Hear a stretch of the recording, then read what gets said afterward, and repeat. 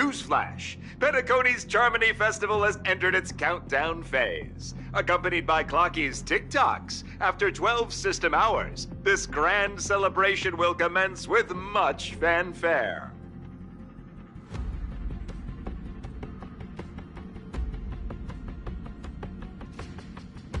I already told you! We can talk things out! I'm sorry, Fluffy.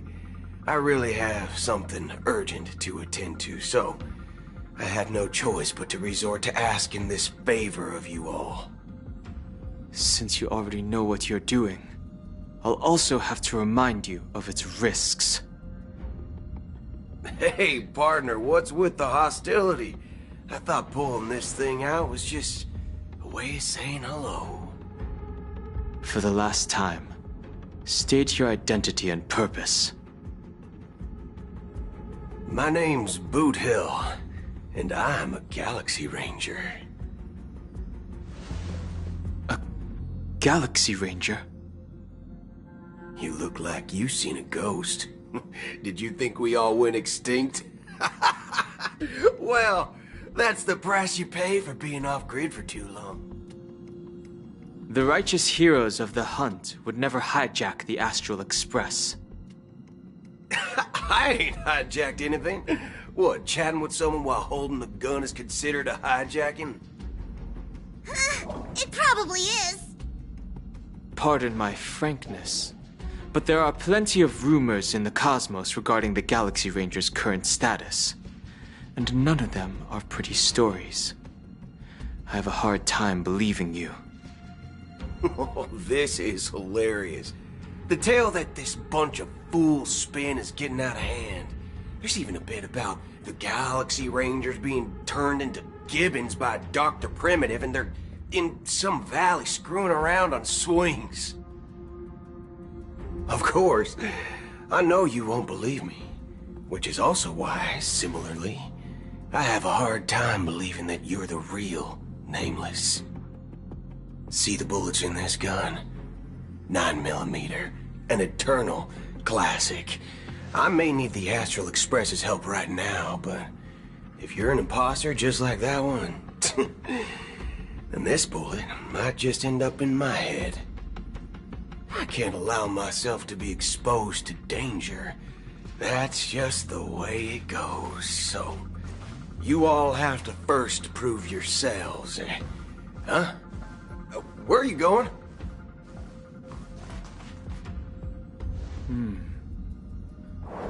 Recognize this?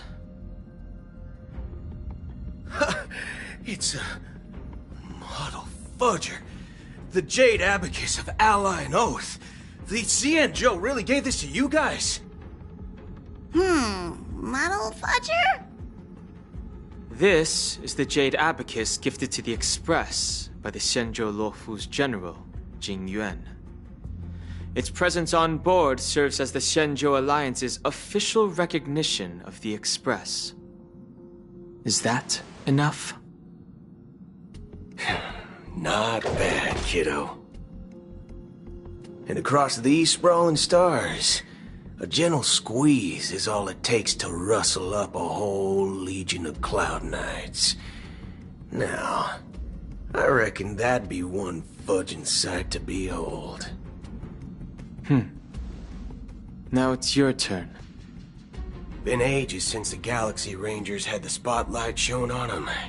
And we ain't equipped with such fancy gadgets. But I've been around the block enough to know the way to handle these types of situations is easy as pie. Alright then. Feel free to toss any questions my way.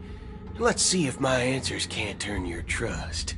If your gut tells you otherwise, still ain't too late to show me the door. And why would I play along? If I truly am a real Galaxy Ranger, you stand to lose nothing. Alright then. Tell me, what kind of organization are the Galaxy Rangers? Ah, my friend. This question is a hard one. I don't think I can even consider us an organization to begin with. Everyone's on their own fated path along the hunt, with their own resolute sense of righteousness and not so welcome among such so-called universal values.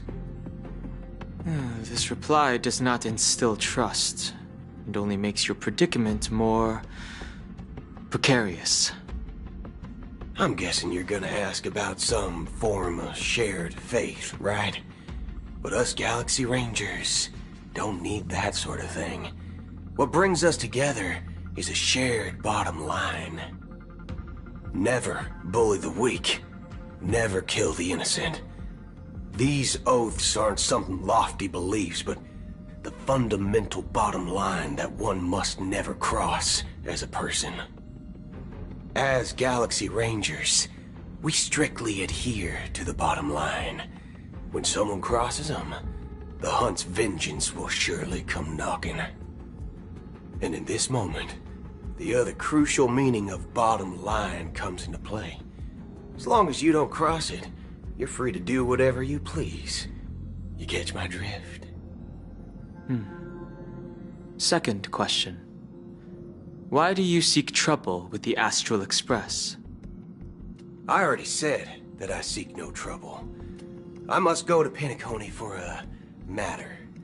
But I don't have an invite. And I can't even enter the family's hotel doors.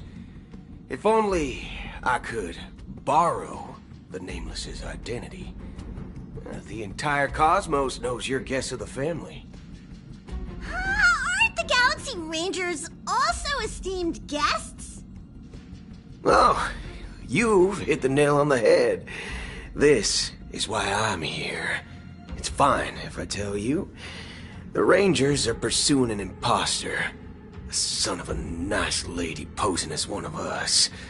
She's on Penacony right now. My informant is a memo keeper. She's the same as all mimetic organisms, appearing one moment and gone the next. Ugh, she scares the fudge out of me. Still, she gave me some vital info. That Galaxy Ranger imposter. Who is it? Is that the third question? Is it a hard question? It isn't. Just that you might not believe me. That person calls herself Acheron. And according to our informant, she could be an emanator of nihility. That's impossible. That's what I said. Don't worry. When I first received the news, Anyone so much as a first glance, and that's perfectly normal. What reason would they have to bequeath strength unto mortals? Then you must know that emanators can also conceal their own identities, which, for many people, it's better that way. Otherwise, there'd be wanton bloodshed across the cosmos, or even, perhaps, turning their back on the path they're supposed to follow. I had the good fortune of running into an elation emanator. Its appearance was no different than that of those clowns. If it weren't through sheer luck that I got it drunk, I would have never known of its eminent status. Even in the purest hunt, you'll find the Xianzhou Alliance under the spotlight and Galaxy Rangers lurking in the shadows. Paths are inevitably concepts created by people and exist in planes beyond our understanding. To reckon that nihility emanators don't exist, well, maybe we just ain't nihilistic enough. So, do you understand now? Your companions are in danger, and it's pretty harrowing. If you don't want to believe me, you'd best send a message to them, but I'd advise you to move fast. We don't know what's happening in the dreamscape or how much of what the memo keeper said is true. And that Acheron, who knows what she intends to do?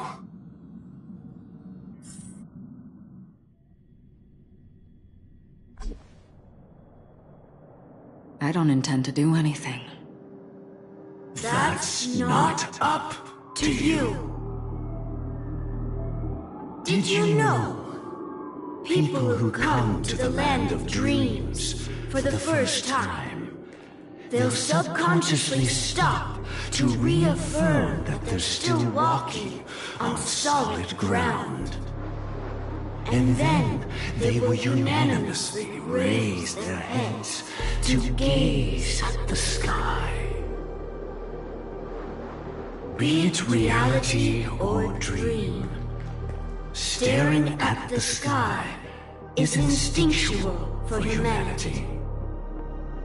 Since the day that the golden hour was completed, it's always been there, watching over every single night of decadence. But now this night sky has been mercilessly severed, dyed with the mist of nihility. And this whole event happened within the course of a single slash of a blade. A single slash of a blade isn't really accurate. It was actually 2 blades, just that the second one was faster.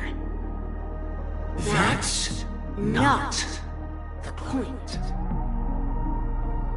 Many guests who weren't supposed to be invited have gathered at this banquet. Even if the harmony is all-embracing, I have no choice but to show some of them the door. For the sake of Penacony and the peace. The planet of festivities has no place for you, a puppet of nihility. Those who live in the shadows do not bear the right to tread the illuminated stage. Speaking of living in the shadows, there's probably not much difference between us. It's only polite to reveal your true self, at least when speaking to others. Penacony's Dream Master.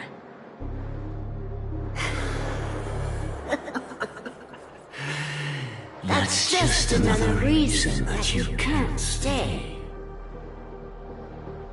Whether you believe it or not, this is the real me. We are one. Is this the unity that the family espouses? My mortal shell has long since dissipated. The Oak family's 107,336 offspring are now my eyes, ears, and mouths, spreading joy across dreams when required, and in times of essential need, exiling evil from this haven in my stead. From the sound of it, it seems like you're asking me to leave, Penacony. I am glad that you're an understanding one. Alas, I'm not asking. If you think you can. Are you threatening me? I ended it with a period. It was a statement, not a threat. Knowing who I am and still showing such malice. You're not the first, nor will you be the last. This scene played out many times before. And usually, when faced with my questions, most people retort, "Why can't I?" The result has invariably been that they can't. You are confident. But be reminded, the family is forgiving, but not weak. The cords of the harmony extend across worlds. If you do not comply, when the blade is unsheathed for even a hair's breadth, you will never be able to escape the eternal Centurion's wrath in all of your lifetime. 137 individuals. That is how many heathens I have exiled since I became Dream Master. Among them were those who once severed my wings, and those who immolated my body. And here I stand again, about to add another mark to the tally. And you will die.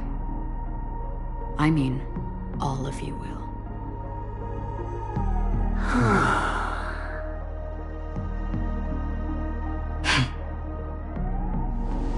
But that won't come to pass.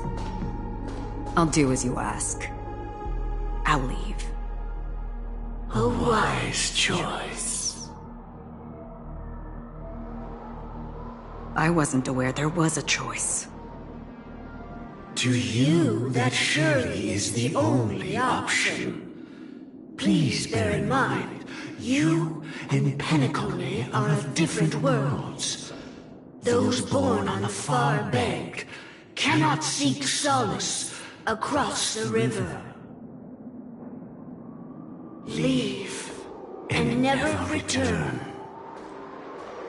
The radiance of the planet of festivities is overwhelmingly bright, luring in tricksters, wrongdoers, and criminals.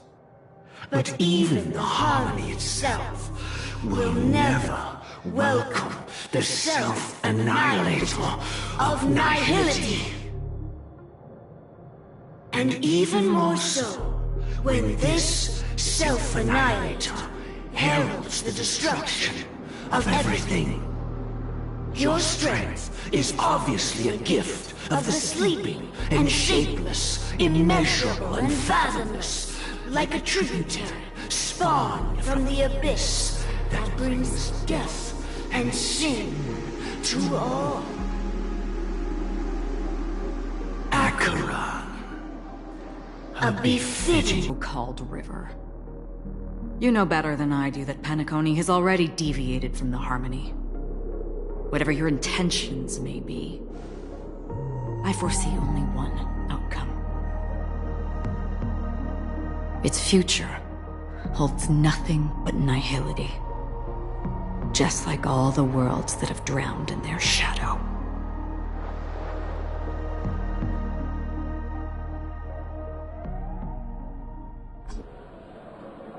Attention, please. The unusual event that occurred moments ago was due to a technical malfunction at Clock Studios theme park. The family has promptly responded to secure the area, and we're happy to report that there have been no injuries. Oh, I swear that was no movie shoot. So many chips fell from the sky, and I even caught one of them. But it vanished in an instant before my very eyes. Excuse me. Are you talking about the Clock Studios theme park incident? Yeah, what about it? Oh, Miss Robin! Am I seeing things right? No need to worry. I apologize for any inconvenience caused to your delightful dream journey. What you just mentioned about the chips really piqued my interest. Would you mind providing more details about the incident?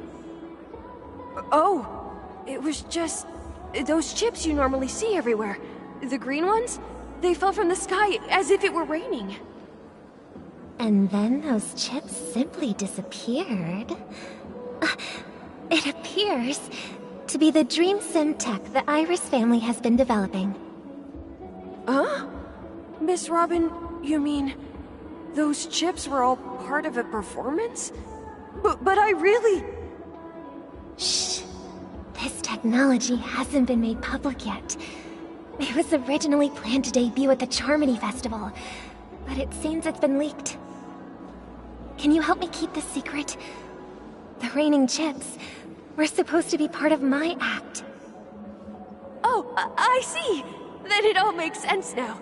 I'll do anything to help make the Charmony Festival a success. Thank you. As appreciation, I'd like to give you a token gift. Oh, this button is... Press it at just the right moment in the celebration. There could be an unexpected treat in store for you. Alright, it looks like there are other guests who are also confused. I'll have to excuse myself. Please, enjoy the dreamscape. So many people talking about it. This commotion at the theme park definitely made waves.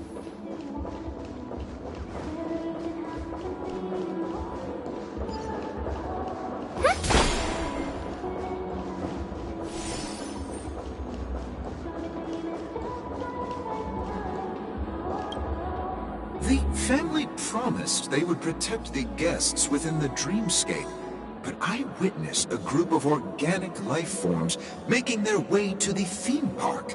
And soon after, a rip tore through the sky, and black rain started leaking out of the void.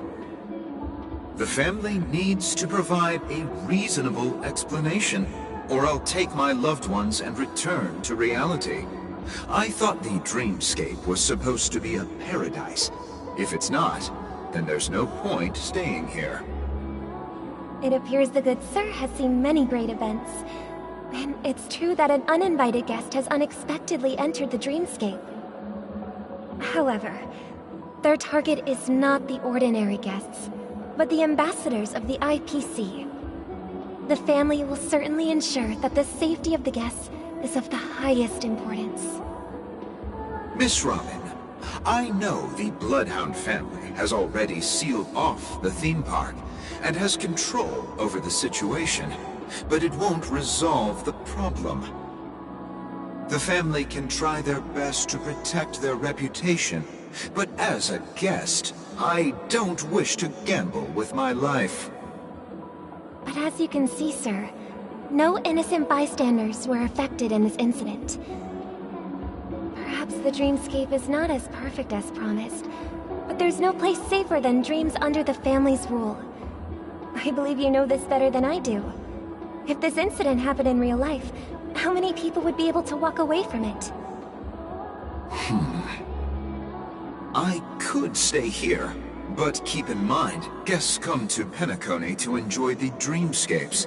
They do not wish to be entangled in a conflict between the family and the IPC, so let's not have any more unnecessary incidents.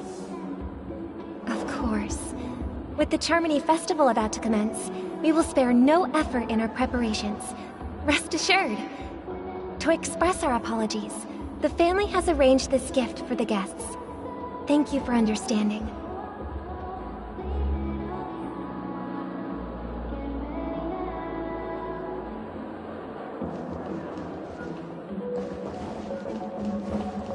You've had quite a bit to drink. You sure you're okay? Hello. May I ask what happened here? Nothing to be worried about. There's been a small rehearsal mishap at Clock Studios theme park. Please stay calm. Hey, are you a fool? You don't even recognize Miss Robin? Who do you think you're talking to? I'm sorry. I've just been transferred to the Bloodhound family, and I'm still not too used to working on the streets. I didn't realize it was you. I'm so sorry. Hey, don't sweat it. You guys have a tough job. I know how it is. How's the situation looking? Oh, we've sealed off the theme park. Most guests are used to bizarre phenomena in the dreamscape, and so far, no threats have been detected. We can expect order to be restored soon. Rest assured, Miss Robin will intensify our patrols to ensure that no incidents occur. I trust you guys. But regarding what happened in the theme park, what do you hounds think about it? It's okay. Feel free to speak your mind. Well... Actually, I was there shortly after it happened. Is it true that the IPC's ambassadors came with ill intent? And that Galaxy Ranger who easily cut through the sky? Miss Robin, to tell you the truth, everyone's been talking about it. The myriad factions on Penacony have already been causing unease for everyone. Thank you all for your loyalty towards the family. The planet of festivities has indeed run into some trouble. The representative from the IPC, he's trying to regain ownership of Penacony and is prepared for a hostile takeover. Of course, the family did not agree. The result of the failed negotiations is as you see it now. No wonder. So this is the main reason why the IPC staff are banned from entering the Dreamscape. Did they apprehend the troublemaker in the end? Don't worry. Mr. Sunday is currently tracking his whereabouts, and he'll have something to show for it soon. However, given the situation, the IPC surely won't let this go easily. Therefore, we are relying on you hounds to maintain the order and stability of the Dreamscape. Please be assured, Miss Robin, we take our orders seriously. We won't let those IPC cronies get away with this. Thank you for your hard work. If there are any other members who still feel uneasy, please tell them on my behalf that protecting the Dreamscape requires everyone's help. This is a small gift prepared by the Iris family for the guests. There's one for you too. Please, open it at the Charmony Festival for an unexpected surprise. I can't believe I received a gift from Miss Robin. It feels like I'm dreaming. Wait, I am in a dream. If trouble comes knocking on our door, we're not afraid to go to war. Rest assured, the Dreamscape's peace will be protected by the Bloodhound family.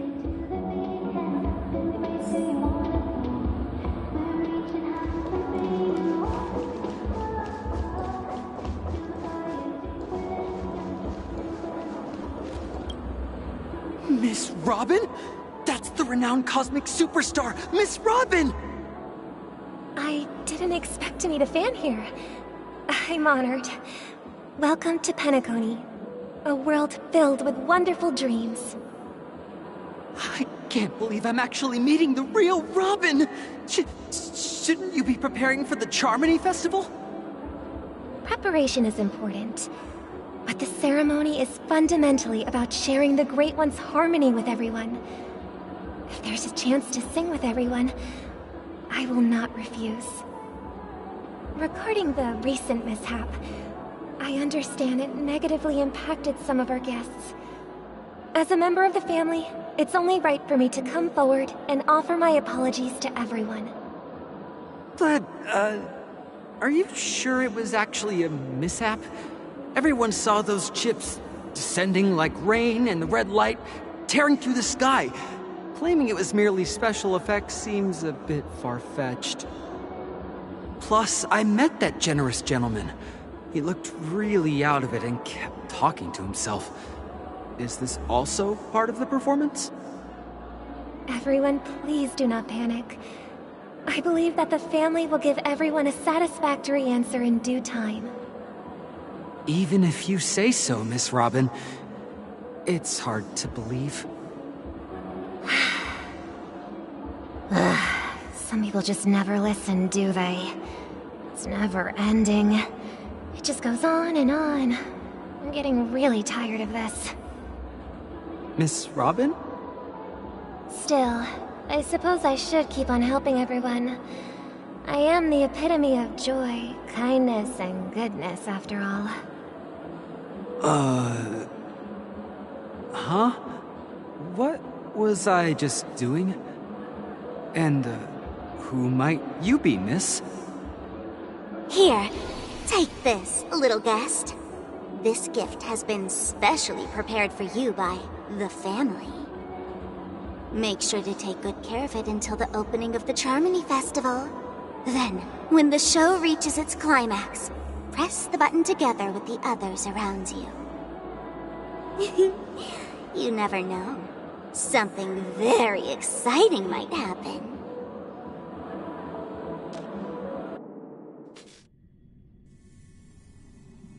We're back to where it all began. You entered the golden hour from this place. And it is also from here where you will enter the true Penacony. It is a pleasure to journey alongside you once more. But it's time I laid bare the entire truth before you. As you might have heard, I also go by another name. Stellaron Hunter Sam.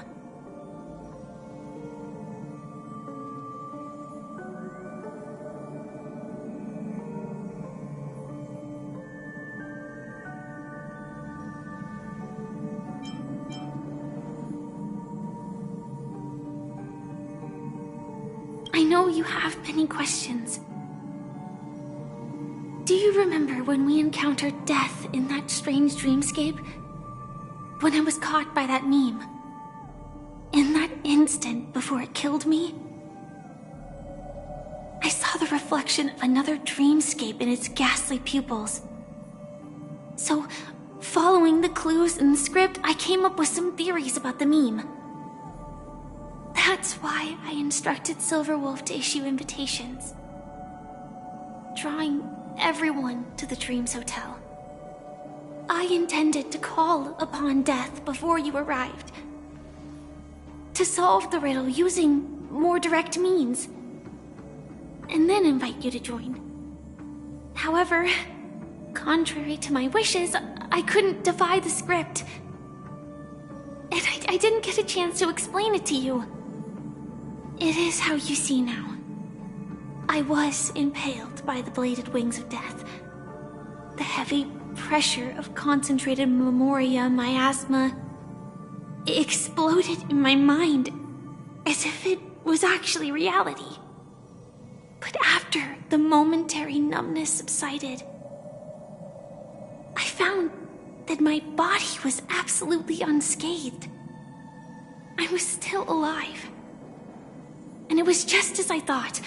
I had arrived at a place starkly different from this beautiful dream. Beneath the dreamscape of Penacony lies another, more chaotic, more primal memory zone. Its name? Land of the Exiles. And so, then I returned to the hotel in the dreamscape, hoping to tell you of its existence. Yet I could not reveal my own identity. So, I could only divert your party's attention and lure you away from the battlefield. And after, all my attempts proved futile. It wasn't until not long ago, when a crimson blade of light shattered the high wall of the dream, causing you all to fall far into the abyssal depths of the dreamscape, that I was able to awaken you and your companions one by one. And that's it. That is all that's happened so far. I know it's tough to believe all this without reservations. I just want to say, you are very close to the final answer. Just one more thing needs to be done. And then I can prove it to you. Now, let's leave this place. Please close your eyes. Take a deep breath and visualize the dreamscape's outline in your heart. And remember, you must not open your eyes at all times. 3, 2, 1. Don't be afraid. The one who has come to greet us has arrived.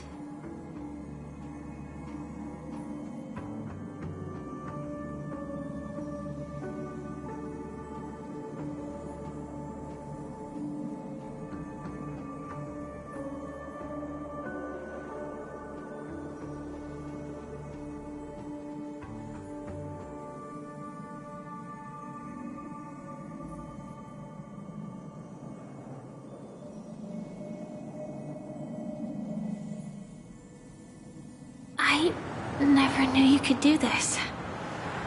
Hmm? Do you have a driver's license?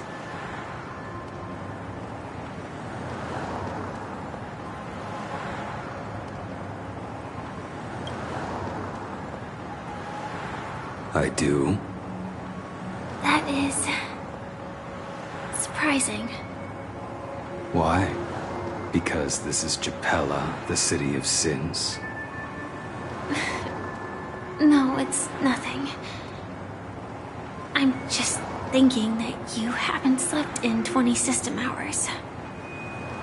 Are you sure you're okay? I'm fine. I'll survive. Same goes for you. I'm not so sure about that. Slow down a bit. Infiltration is over. Feel free to activate Sam anytime you like. There's still some time before the next part of the script unfolds. Let me stay a little longer in this body.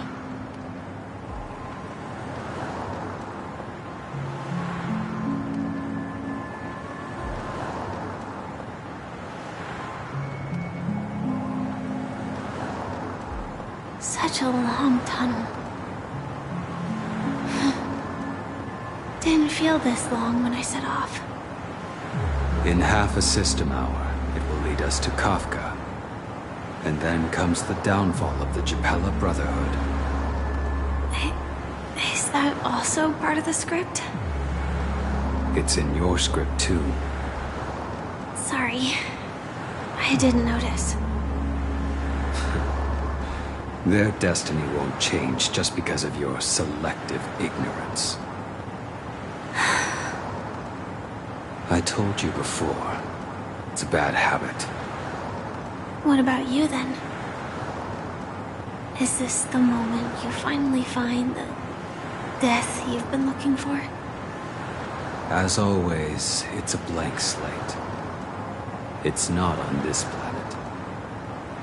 Why the sudden inquiry? Because I'm currently in a car with a sleep-deprived driver. I just want to get there in one piece. This car has full self-driving capabilities. I'll just put my hand on the steering wheel. Will that do? Hey, don't take everything so seriously. Elio would always say there's only one type of destiny. The inescapable type. He can see the future, and we, likewise, are aware of our predetermined end. But before that moment arrives, we can still choose what we do. We all have this right, don't we? After today, Japella's name will disappear from cosmic history, and the Everflame Mansion will take its place. In the not-too-distant future, you'll receive an invitation. That's your next stop. Land of the Dreams. Penacony. I hope you find whatever you seek there. Be it answers or salvation.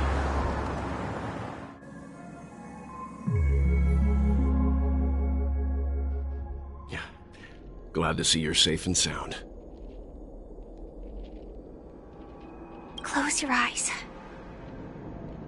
This is the answer. Isn't it incredible? The monster that we have always known as Death is actually the guardian of the land of the exiles. It abides by a certain rule. Abducting people from their dreams and bringing them here. The question that has been perplexing us, does death really exist in the dreamscape, appears to be a cognitive trap.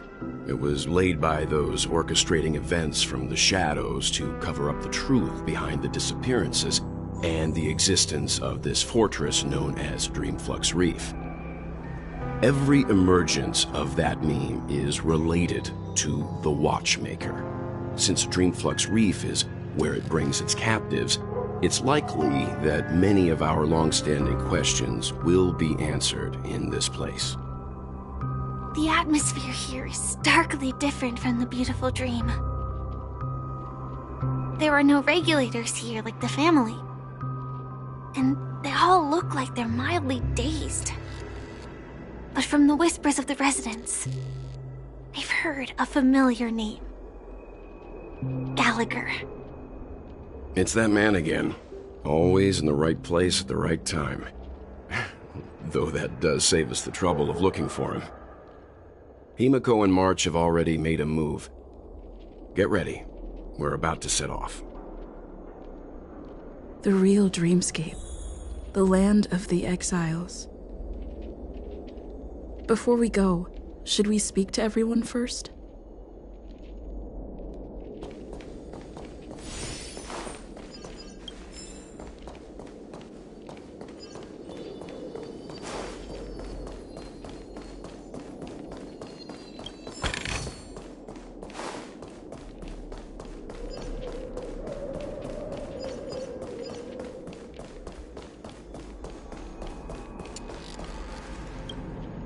I'm really sorry for waiting until now to tell you everything.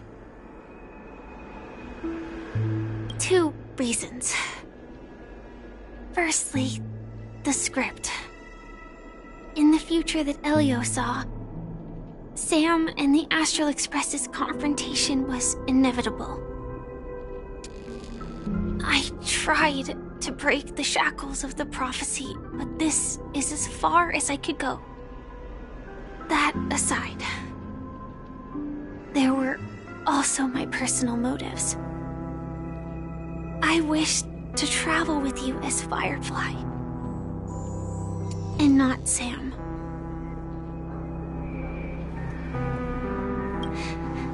Thank you.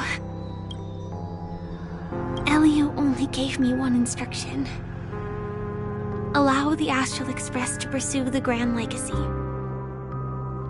It means that the Watchmaker's legacy holds great significance to trailblazing.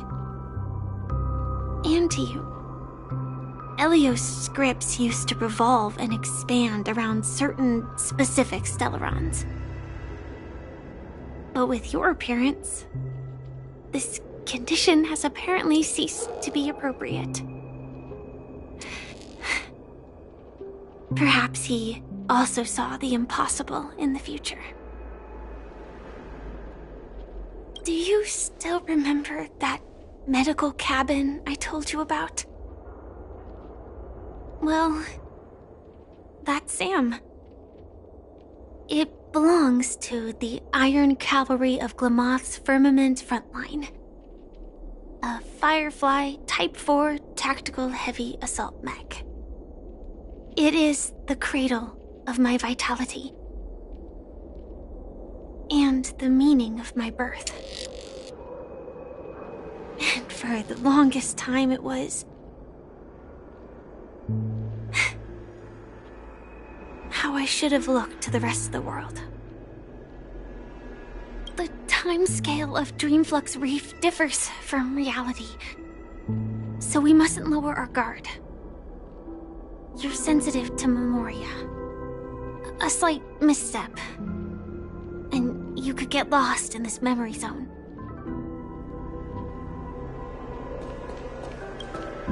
Something on your mind? Let's talk about it. No wonder Miss Acheron is so averse to drawing her blade. It's hard to imagine such terrifying power could reside in an ordinary sheath. If it weren't for the fact that Aventurine's power originated from the preservation, the entire dreamscape would have been affected. Don't feel burdened by this. Even without that Stellaron inside you, Aventurine would still have found other methods to accomplish his goal.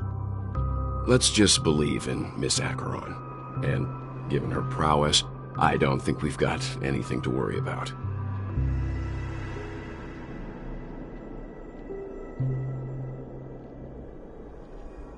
During your investigation, he shared a vital piece of information. Mikhail, the former watchmaker who collaborated with the family to construct the Penacony we're familiar with today, had a falling out with the family for specific reasons. But this is precisely where the problem lies. You were clearly investigating a murder, so then why, as a security officer, is he changing the subject to talk about his past with the watchmaker? And now, with Firefly mentioning his name again, it's hard not to be suspicious. Before we found you, she'd already revealed her Stellaron Hunter identity and shared a lot of information. Who would have thought that the Molten Knight's true identity was actually a young girl? For her, this is a secret that she cannot allow others to know. That being the case, I think we can believe she's willing to cooperate. But she didn't reveal all her secrets. I just can't shake the feeling that her situation is different from that of the typical dreamer. And I hope that doesn't lead to any dangerous predicaments. I hope you've regained a little composure. We'll move out when you're ready.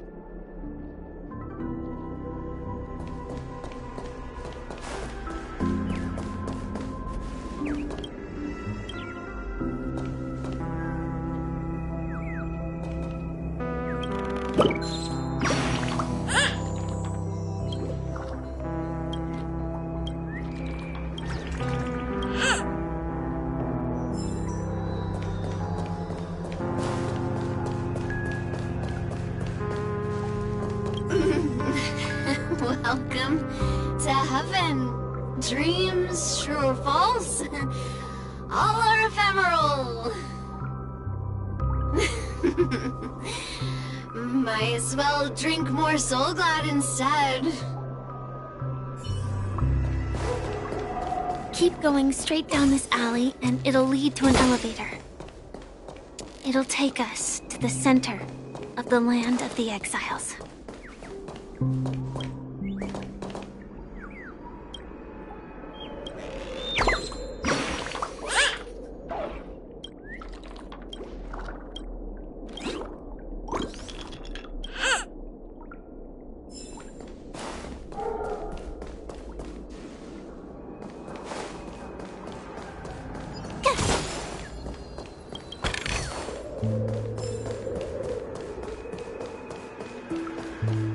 Hi there, friend from a distant land.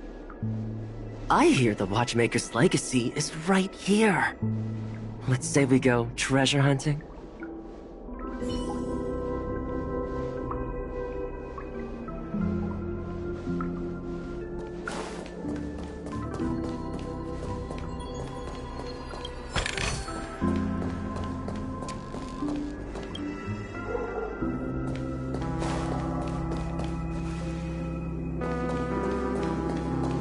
What a huge clocky. Looks like the Watchmaker also left his mark on Dreamflux Reef.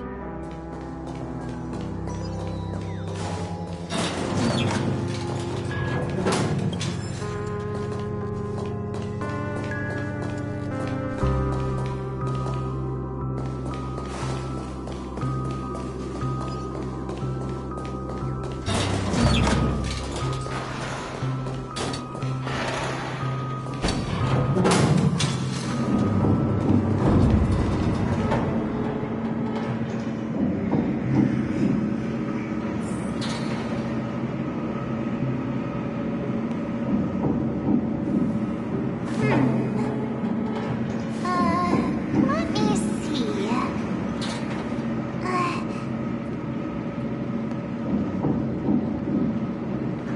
Unbelievable. To think there's a settlement of this size within the Dreamscape. And all beyond the family's reach.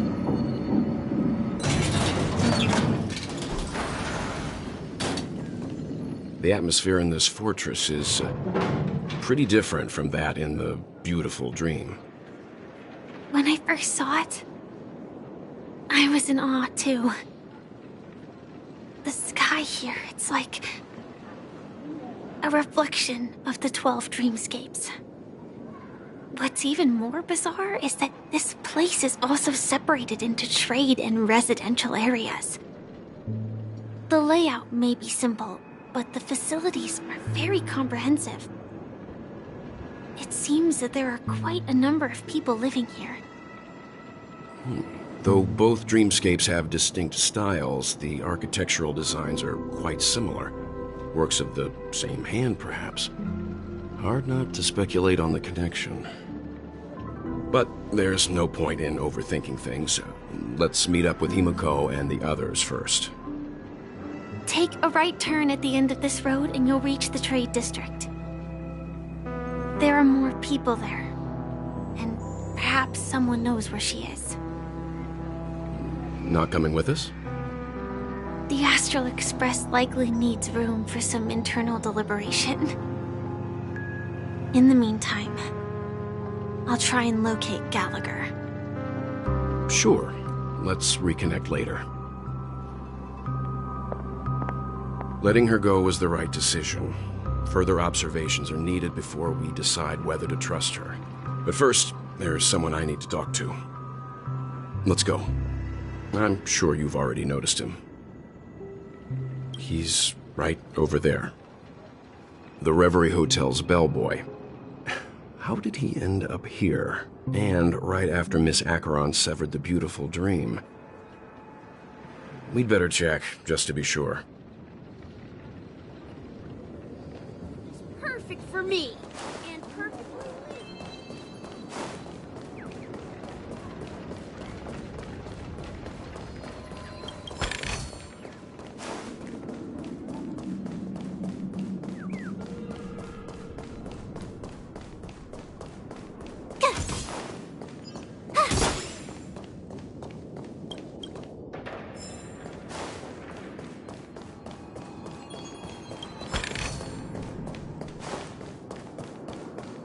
Let's see how you handle a stroke of genius like this.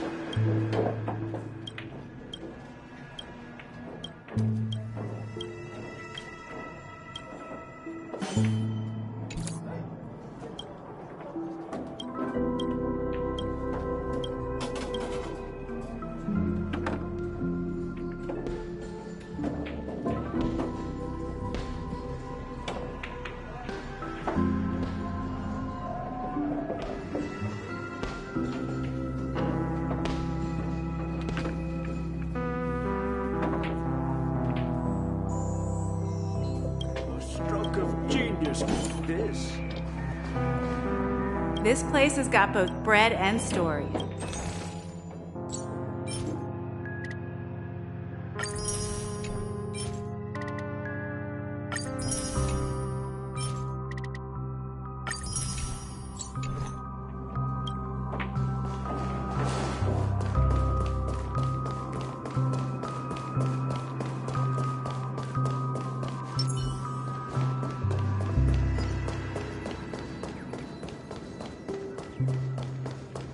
This trash can is perfect for me. Huh? You're the guest from before. We meet again! And a new friend. Forgot to introduce myself. I'm the hotel's bellboy, Misha. Hello, Misha. I'm Welt. We met in a dream. Oh. And who might this be? Tick-tock! Old friend and new friend! Let's high-five!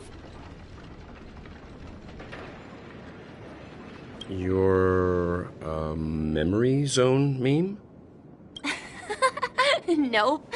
Clocky is a good friend of mine. We all live here. How did you two get here? This dreamscape isn't supposed to be open to the public. I wonder if it has something to do with Sleepy. So, this is your home? Yep. After my work in the beautiful dream ends, I'll go back home. Commuting used to be more convenient, but ever since travel became cumbersome, Sleepy started ferrying people back and forth between the two dreamscapes. This Sleepy. Can you describe what it looks like? Sleepy is a memory zone meme. Looks fierce and has many eyes. But it's actually really well behaved. Gallagher's been taking care of it.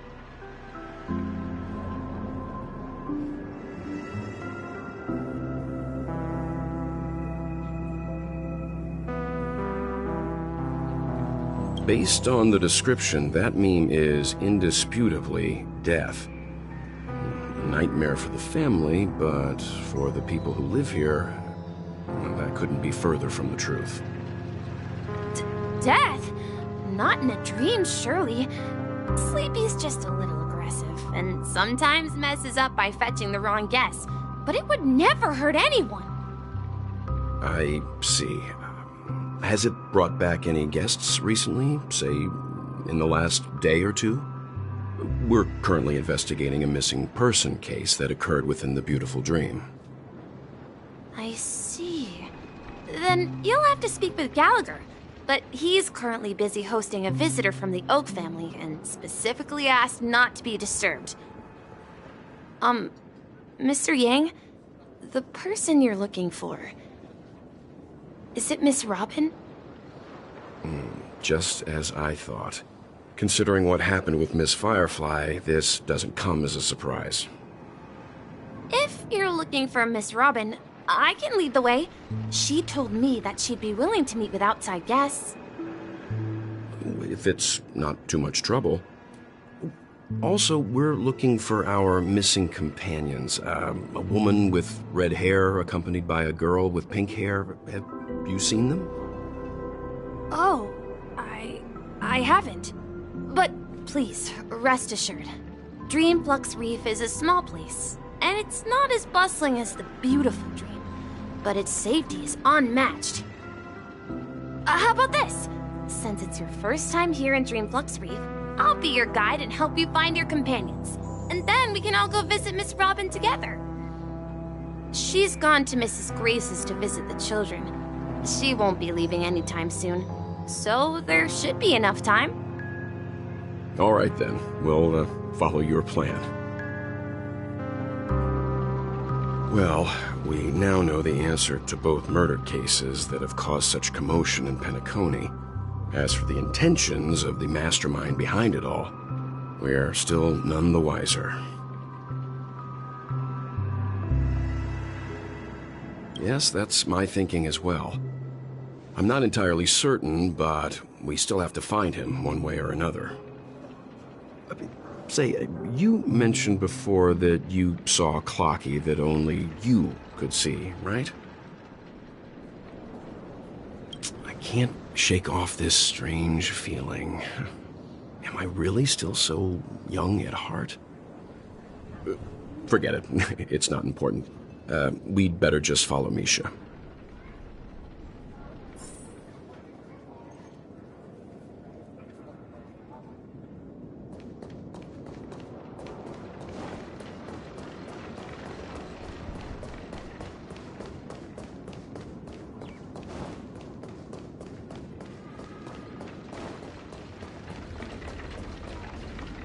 Everyone, look! From here, you can see the most spectacular view of Dreamflux Reef. A black hole? No. An accretion disk formed from consolidated memoria? Was Dreamflux Reef built on such unstable memoria? Oh, so Mr. Yang is also versed in memoria dynamics. I was just trying to figure out how to explain this huge hole to everyone. I bet you guys have a lot in common with Miss Kami.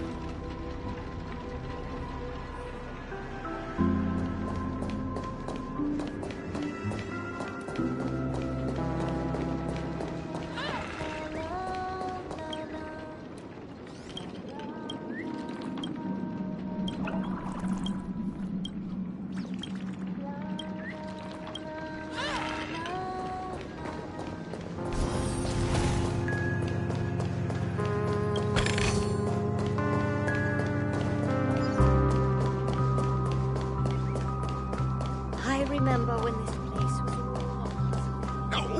At this rate, the family will be done for! Done for!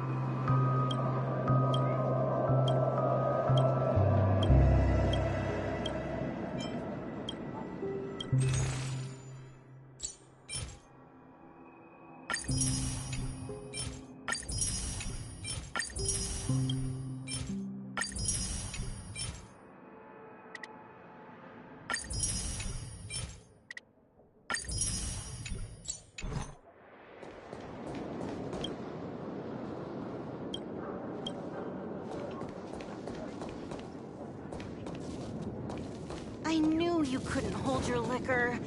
Tried to warn you too.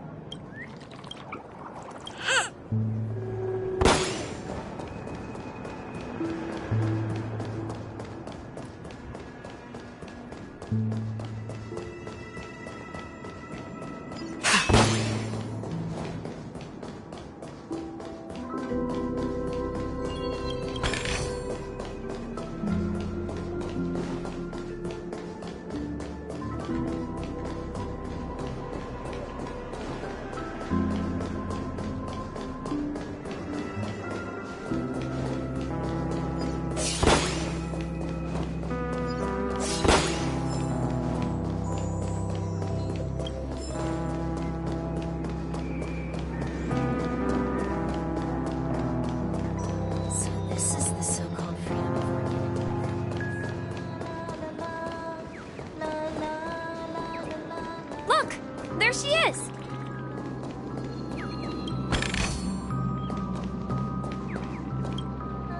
My calculations are finally done. In another 10 system hours, the above dream will swallow the dream below. My hypothesis was correct. This place will cease to exist as the dream devours everything. Who are you all, and why haven't you left yet? This place is about to disappear. I'm Kami, a dreamscape surveyor specializing in Memoria dynamics, and this is my life's work that I'm researching. See that huge gaping hole? It was just a narrow rift many years ago, but now it's grown into a giant hole. The surrounding Memoria has been flowing towards the other end of the hole at a constant velocity, slowly but surely. But the scary part is, according to my calculations, the flow rate of Memoria has recently changed, and it's faster than ever before. It's almost as if something is sucking it in from the other side. By constantly improving upon Madame Rosalina's Memoria measurement method, I've finally obtained accurate results. After 10 system hours, the Dream Flux Reef will cease to exist. Just like the melting of glaciers, everything will crumble and disintegrate. The dreams on that side of the void will fuse into one. Please don't worry. This sort of thing has happened many times before. Miss Kami isn't a bad person. She's just a bit lost in her own world. She'll probably realize she's wrong soon enough. You don't say. There was something else that piqued my interest. Who is Madame Rosalina? Oh, do you know her too? Or are you also a fan of Memoria dynamics? We're very interested in Madame Rosalina's achievements. Could you tell us a little more about them? Why, of course! She's an excellent scholar of Memoria dynamics, and the first person to apply Memoria rate measurement methodology on interstellar travelers. Regrettably, due to the presence of the Garden of Recollection, ordinary people don't pay much attention to the nature of Memoria. She departed this world without much fame, leaving only a few thin journals behind. I came to Penacony to learn more about my idol, and went to great lengths to seek out Dreamflux Reef, all because this is her final resting place. Prodigies always meet their demise prematurely. If only Madame Rosalina had more time, she would have discovered a way to reverse the flow of Memoria. I felt it. The source is in the golden hour. There is a certain anomalous presence stirring the currents of the memory zone. I must uncover more concrete proof. I must convince everyone. Does the name Madame Rosalina sound familiar to you? That's right. It seems like she did a great deal of research and calculations in Dreamflux Reef before abruptly passing away. Miss Kami regularly mentions her. I hear Madame Razelina passed away during the prison war. She could see the Penacony of today. It's people building homes in the memory zone. I bet she'd be really happy. Perhaps. Our destination is the commercial district. That's where the largest crowds gather in Dreamflux Reef. We might be able to find the others there.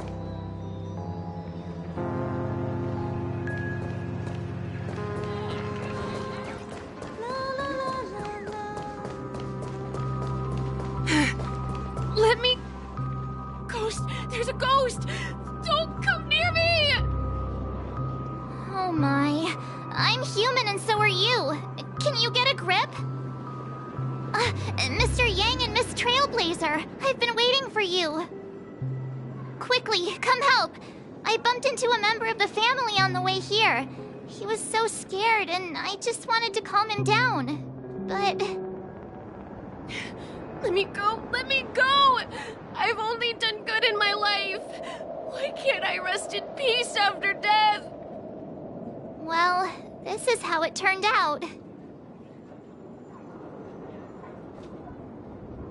Ha ha, you're a regular comedian. He thinks he's dead. Although, when I first fell in, I also thought the same. Dear guest, this is not the afterlife. This is Dreamflux Reef. That's right. Did you hear that? Repeat after me. Dreamflux Reef. You're talking to someone invisible. If I'm not dead, what am I? I shouldn't have pushed my luck and tried sleeping in my dream. Curiosity kills the Papeshi. Stop asking! You'll alert the monsters. All the dead are right here. All of them. You're not talking about the memory zone meme, are you? Don't say that name! It's all your fault. They're coming!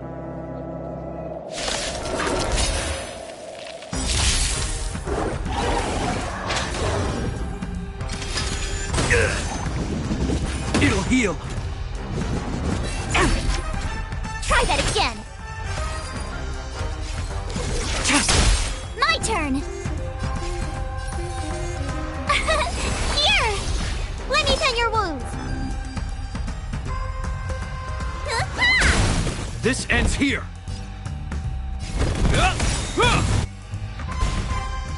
Unworthy.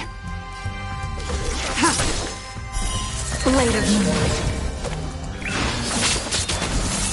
Tough luck running into me. Gotta try hard some. Watch this awesome move. See the doctor? Yeah. You can't run.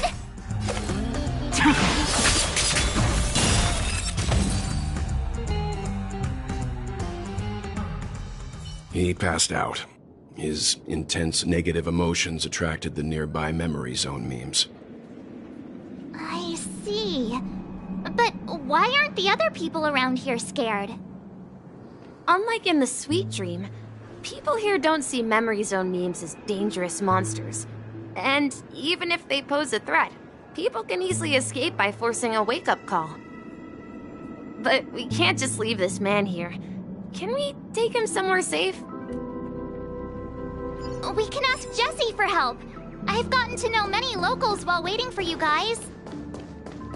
Everyone here is living a self-sufficient life. I don't know how to describe it, but this place feels like the real dreamscape.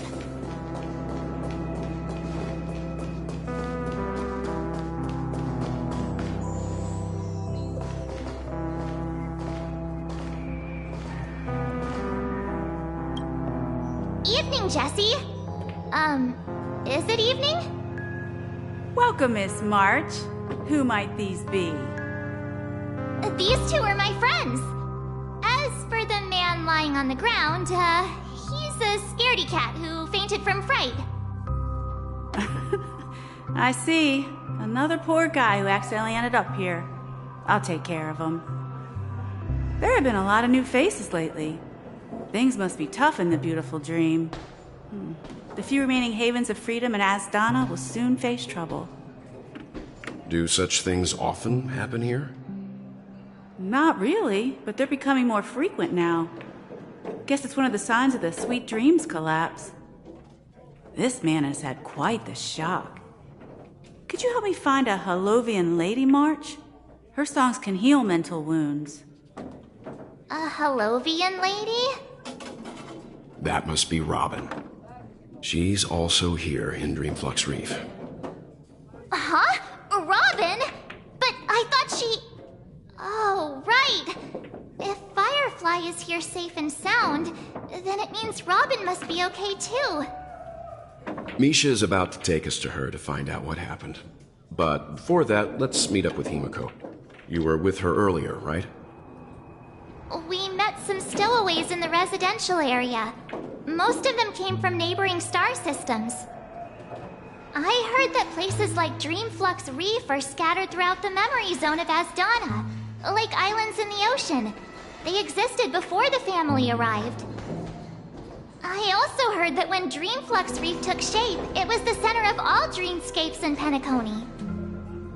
If that's true, it's no wonder there are so many similarities between this place and the Sweet Dream. Himiko must be gathering information. Let's hurry up and get going.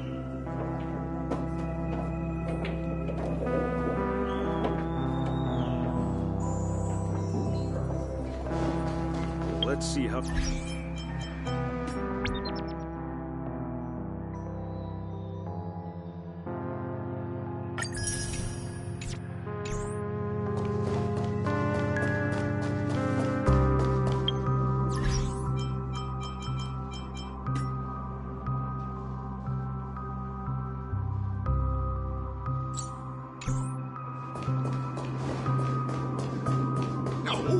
At this rate, the family will be done for. This is where we split up. She can't be So that's how it is. I never imagined we'd gather the remaining details here. To borrow Gallagher's catchphrase, what an unpredictable twist of fate. Himiko, here they are. Ah, perfect timing. Now that everyone's here, I'd like to introduce everyone to Micah, who's partly in charge of the Land of the Exiles. Micah, these are my companions. It's a pleasure to meet the Nameless. You know us? I've been keeping an eye on you since the day you arrived in Penacony. We would have met under more appropriate circumstances if Dreamflux Reef hadn't been isolated from the 12 Dreamscapes. Please, allow me to formally introduce myself. I'm Micah, the Gravekeeper of Dreamflux Reef. Gravekeeper? Life in Dreamflux Reef is pretty liberating. Everyone here mostly keeps to themselves, without meddling in others' affairs. My daily task involves cleaning a few tombstones. You're too modest, Micah. When lost dream chasers stumble upon this place, you're the one who takes care of them, guiding them back to the Sweet Dream, or showing them how to survive the wild dream chaos. So, guardian of sorts. Were you talking to me, Mr. Yang?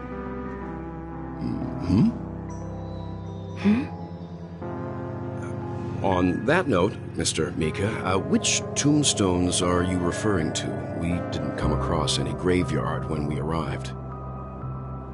They're actually just symbolic stones. But since you're curious, Mr. Yang, I'll take you there. I have a feeling you might find something of interest there. But before that, you have an important guest joining you. An important guest? Who could it be? This way, please. The roads here in Dreamflux Reef are a bit run down, so watch your step. I remember when this...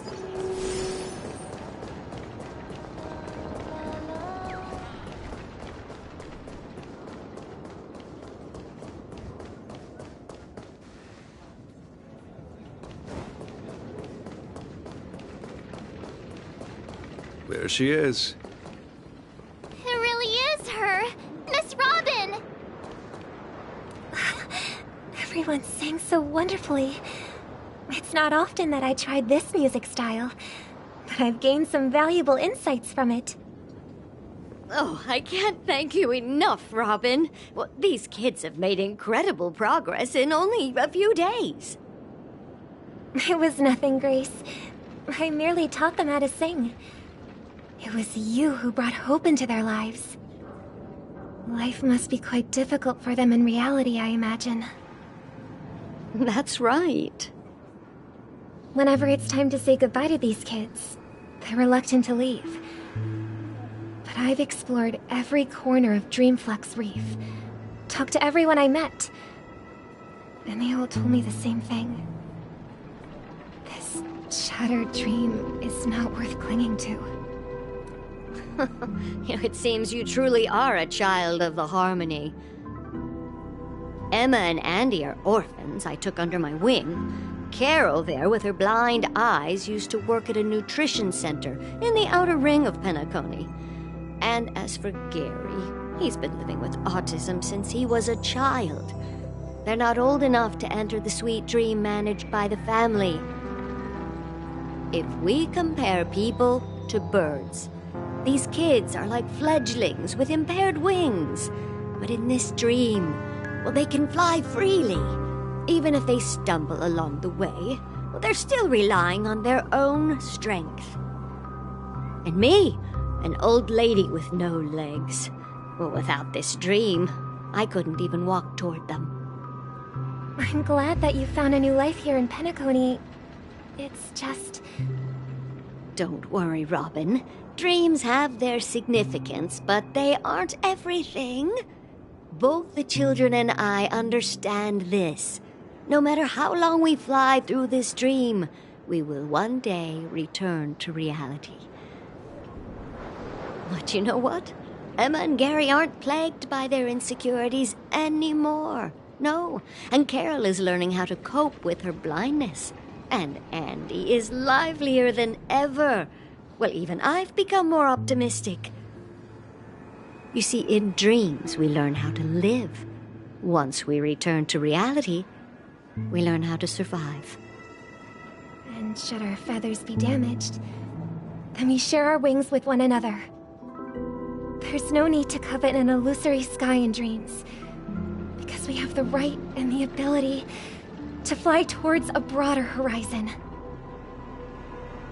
It's a relief to see you safe and sound, Miss Robin. It's nice to see you all again, Astral Express crew. I heard my disappearance caused quite the commotion out there. I'm really sorry about that. Since you're here, can we assume that you're fully aware of the situation in Penacony? Ever since I returned to Penacony, my voice started to change, until it gradually faded away. At first, I thought it was a temporary ailment, perhaps due to having been away too long. I thought maybe it just takes some time for my body to acclimate to the high concentration of Memoria and Asdana. But now it seems the root of the problem goes way beyond me. There are elements around me that don't align with the Harmony.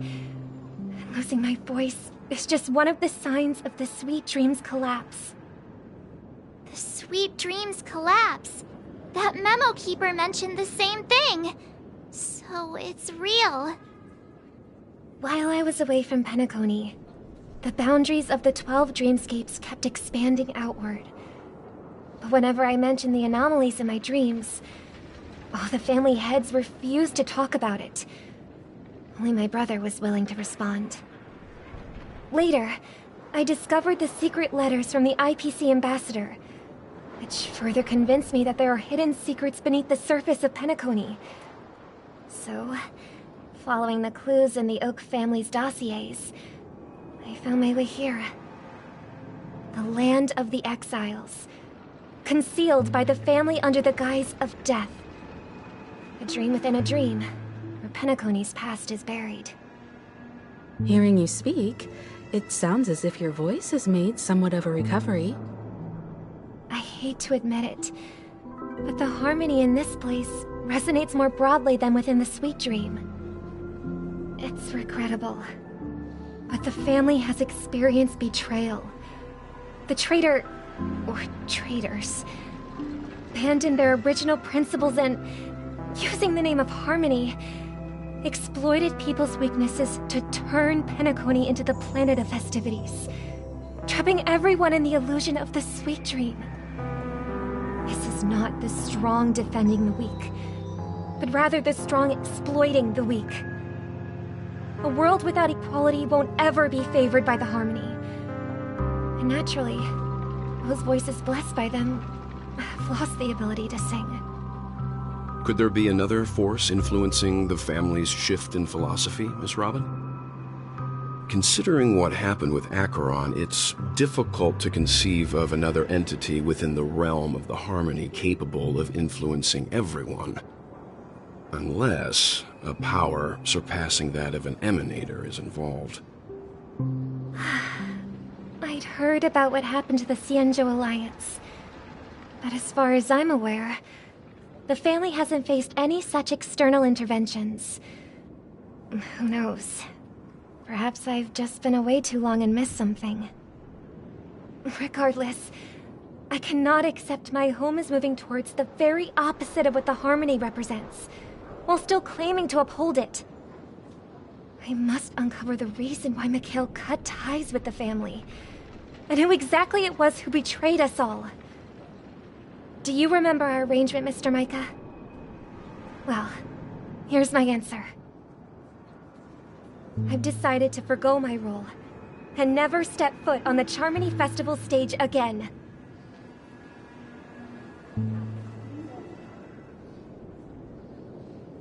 Look here, brother. A little bird. Looks like a fledgling Charmony dove. But Charmony doves don't live here.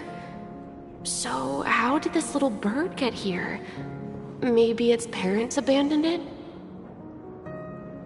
It looks weak and frail. Why don't we find something soft and make a nest for it? This place is too dangerous for a fledgling. Let's take it with us. We can put it on the wooden shelf in front of your window.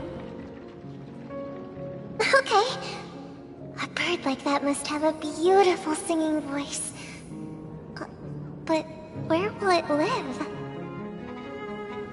I'll ask the family head to build a cage for it. A cage? But then it won't have the freedom to fly, right? Let's see. What is it that has captured the attention of the two best interpreters of the Great One? To the point that they've forgotten how to enjoy their dessert. Oh, poor little thing. Doesn't look like it's doing well. Do you want to rescue it? I do. But I don't want to lock it up in a cage. Why? Even if it's small and not fully feathered, and can't sing, it didn't come into this world just to be locked up in a cage. Birds, they should be flying free in the sky. That's quite the romantic idea. And what about you, a young scholar? Do you agree with your sister? I think she's right. But if we leave it out in the wild, it won't survive for more than a few days at best. Ah, I see. It seems our little scholar is still a bit unsure. Well, let me tell you youngsters a story. As you probably know, Charmony doves can fly through the air. When they fly really high, The friction caused by the flapping of their feathers against the atmosphere creates amazing lights so that they look like shooting stars. We've seen this spectacle so many times that we think it's just something they can naturally do. But that's not the truth. Their radiant display is the result of countless struggles against nature over generations. Their ancestors were too weak to survive on the ground, so to escape predators, they started seeking new opportunities in the air. After countless attempts by many generations, one of them finally figured out how to fly. It soared into the sky and never looked back at the ground again. So, you mean birds aren't born to fly, but they find a way to do it through their determination, right? Well, that's an idealistic way of putting it. So, what are your thoughts, Sunday? I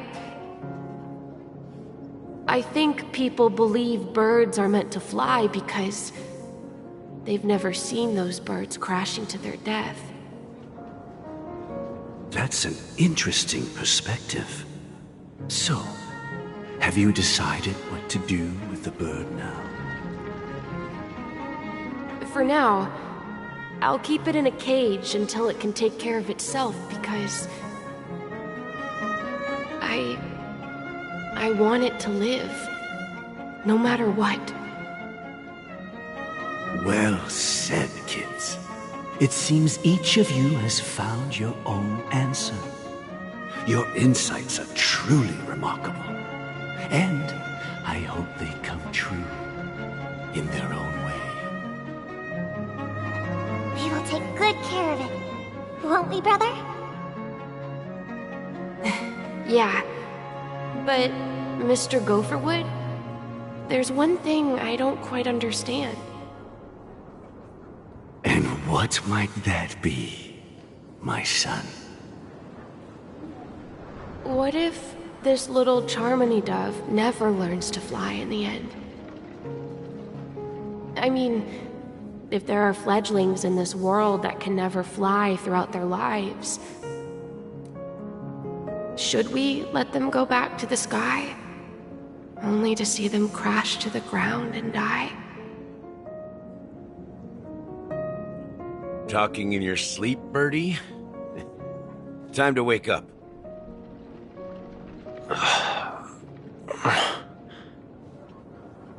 Huh? Need a hand? I'm still alive? Yeah. Happy about that? Where is Robin? Tell me. Now. I knew that was going to be the first thing you'd ask. Don't worry, your sister is here, safe and sound. She's probably walking around the streets now. If I were you, I'd be more worried about myself. After all, right in front of you is the guy who just stabbed you in the chest with a dagger. If you wanted to kill me, you wouldn't give me the chance to speak. Just tell me your demands, lackey of the Watchmaker. So, you figured out who I am, huh? No wonder you had the guts to go against the Dream Master and the Four Families. Looks like I made the right choice. Choice? You are aware of my plan and see through my act. Time is running out, so let's drop the charades. I'm suggesting we cooperate. Cooperate? What makes you think I'd cooperate with you? The fact that the famous Robin has chosen my side. Plus, some clues about a traitor and a bright future for Penacony. Any of that catch your interest? I find it hard to believe a man who's full of deception. Fine. You don't have to trust me. What you should trust is... the sense of justice inside of you. Show me Robin first. All right, as you wish. Here she is. Huh? What's your trick this time? Just kidding. I mean, this lady will lead us to Robin, right? And the crew, too. There are too many people who you owe an explanation. That'd be great. Please follow me, Honorable Oak Family Head. Now, all the actors are on the stage.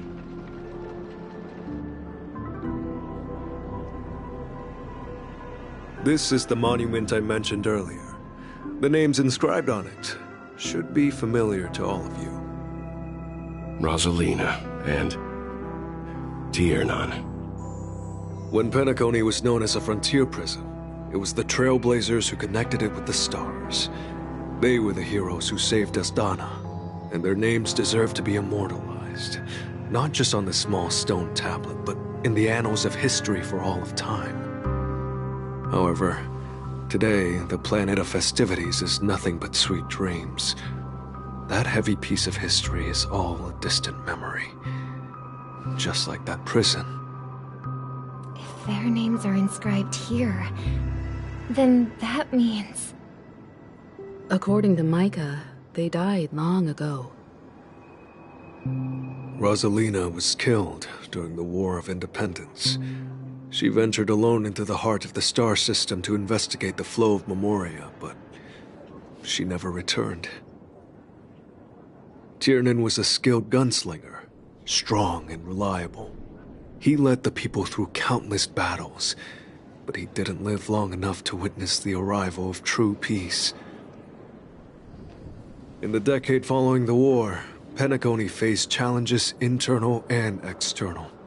To protect Asdana, Tiernan took up the way of the Trailblaze and led the Lampmoth family to explore beyond the system, only to be surrounded and wiped out by the swarm. Though I had expected as much, the tales of these heroes truly are sorrowful. True to the title of Trailblazer, they spent their lives venturing into the unknown. But what about this tablet? There are no names carved on it. When Dreamflux Reef was created, its owner was still alive. However, he insisted on erecting a monument for himself, saying that it will happen someday. Here we meet again. Everyone from the Astral Express. Robin.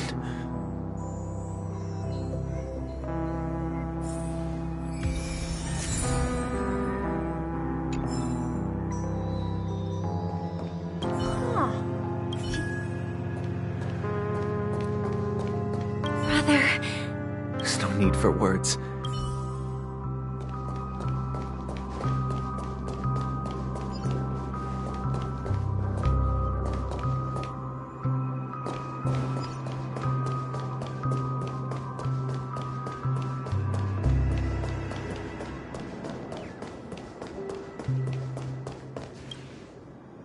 I brought Gallagher here. It's time to face the truth. I promised to give the siblings some privacy, so let's talk about our business first. What do you say? That sounds sensible enough. Since you went through the trouble of gathering the family head, the crew, and the Stellaron hunters, I'm guessing you have something important to say, Mr. Gallagher? Oh? Is it that obvious?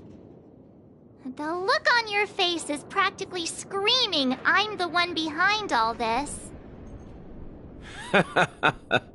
You're right, Mr. Yang. It is indeed time to come clean on everything. The siblings already know what they need to, and they've made their choice. But you, Nameless, arrived a bit late. So it's only fair that I answer your questions. Before we begin, let me reintroduce myself. I'm the founder of Dreamflux Reef, the deputy of the Watchmaker, And the one who sent out that invitation. As Gallagher, the history fictionologist, I humbly extend my greetings to you all. History fictionologist? So what, everything you told us was made up? Well, don't worry. Almost everything I shared was true. Well, except for the part about the family accepting me back.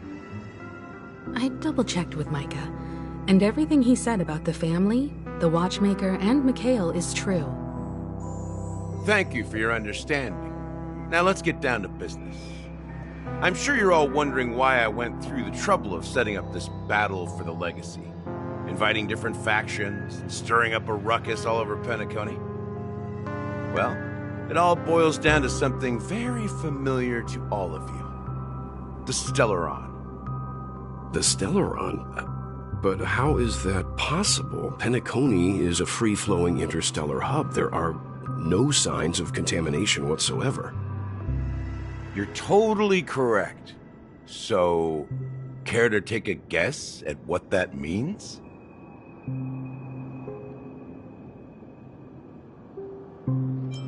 How keen. Well, what should I say? I expected nothing less from the person here who is the most familiar with Stellarons. The sweet dream doesn't come out of thin air. If you think of the memory zone as the sea, creating the land of the dreams is like filling that wild ocean with earth to make an island. To achieve this feat, without the help of an emanator of remembrance or enigmata, the only way is to use a Stellaron. And that's not something you can achieve with a simple wish. It requires vast quantities of knowledge, time, and manpower. I'm sure you get what I'm hinting at. In Azdana, the planet of festivities itself is a Stellaron disaster. The planet of festivities itself is a Stellaron disaster? It all started a long time ago, back when the Watchmaker and his crew liberated the frontier prison. They faced countless challenges as they began building Penacony from the ground up. That's when the idea of using the Stellaron came into play. The Stellaron first entered the Azdana system during the war. The Nameless warned everyone against the folly of attempting to tamper with such a power, and most heeded their words. But there are always people in the shadows with ulterior motives. The turning point came after Tiernan's death. With two of the Nameless gone, the Watchmaker had to go to the front lines. It was at that moment his rivals saw an opportunity. By the time a representative from the Montour Systems family arrived at the Watchmaker's call, the Stellaron had already been activated and was seeping into the primordial synesthesia dreamscape. And I suppose the family happened to possess the knowledge to seal the Stellaron? Not just that. They knew far more about the Stellaron than the average person. They helped Mikhail swiftly quell the civil unrest and played a part in building Penacony under the disguise of the Harmony.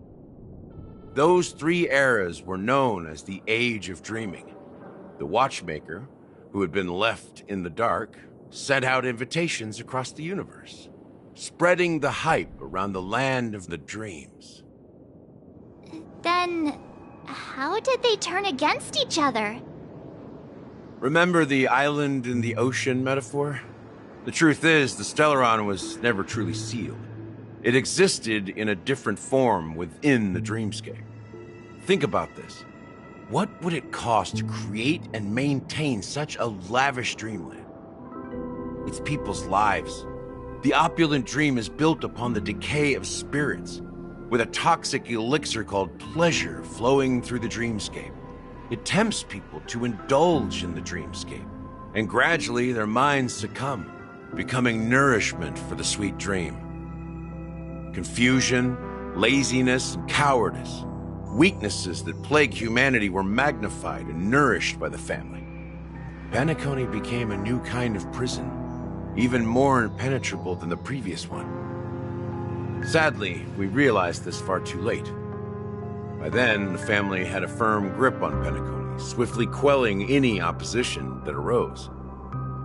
At my wit's end, I had to use the power of the Enigmata, and sought refuge in this chaotic realm. Over the years, I created a meme within this dream for our use.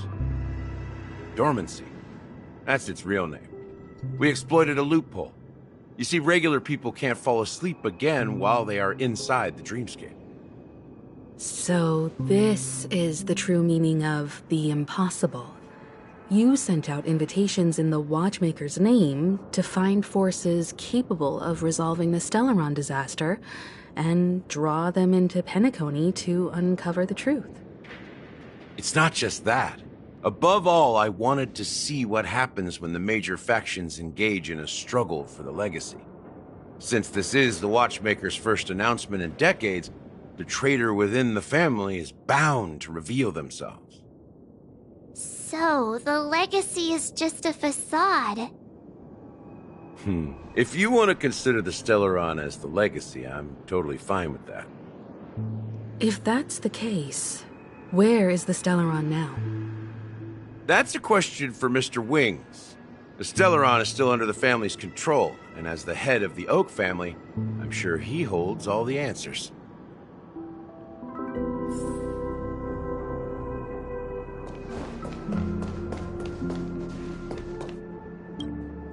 Are you done talking?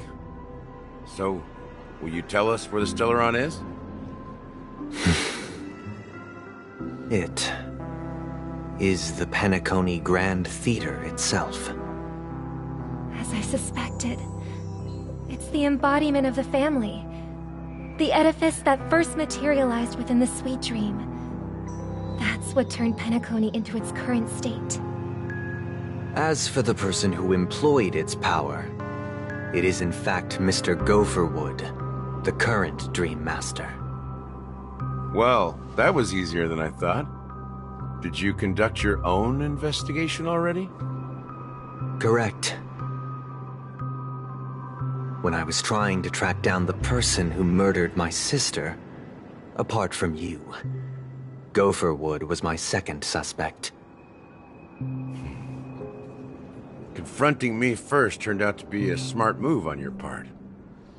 I didn't have other options. The Dream Master has been elusive, and even the heads of the families can hardly get an audience with him. Moreover, Mr. Gopherwood has been kind to my sister and me. And I didn't want it all to end like this. What do you mean by that? To be honest, my brother and I are also victims of the cancer of all worlds. We grew up as orphans, and were adopted by the family when they came to help. Mr. Gopherwood recognized our potential and brought us to Penacony. But I can't just stand by and watch Mr. Gopherwood become an enemy of the Harmony. I won't use my voice to support an evil cause. I won't step on that stage and sing, no matter who the traitor is, or what orders they give me. I won't let the Charmony Festival become an event that destroys Harmony itself, or the paradise in our dreams. Indeed. For the paradise in our dreams. As the head of the Oak family, I'm responsible for ensuring Penacony's promising future.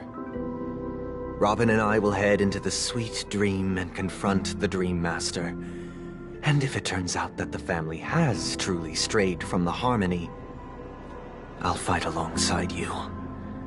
We'll put the Charmony Festival on hold and make sure Mr. Gopherwood pays for his blood debt. The enemies you are about to face aren't like this old dog here, who can barely even bark. Since our interests are aligned, why don't we team up? Maybe, just maybe, we'll have a shot at success. We have always been following in the footsteps of our nameless predecessors, and there's no reason to stop now. Yeah, we Nameless won't back down from a challenge. Isn't that right, Miss Trailblazer?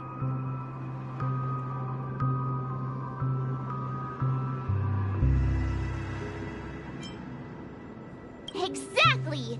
It's time for the crew to save the world once more. Rest assured, sitting on the sidelines isn't in our nature. Mr. Sunday, Miss Robin, I'm willing to accompany you on behalf of the Astral Express. Having a third party present should help with negotiations, and could make all the difference if things get ugly. Thank you, Mr. Yang. Thank you all very much. The Charmony Festival is about to start, and time is against us. We must hasten. Everyone, let's gather over here. We still need to make some preparations. I may have been quick to step up to the plate, but confronting the Dream Master could be a very dangerous affair. Huh? Even you're saying that, Mr. Yang? How powerful is that Dream Master? He's the leader of the families of Penacony, and he has the entire power of the Harmony behind him, not to mention the Stellaron in his possession. We must proceed with great caution. Maybe you can just stay behind this time, Mr. Yang? No, that won't do. Even if we count Robin as an ally, something felt off about Mr. Sunday just now.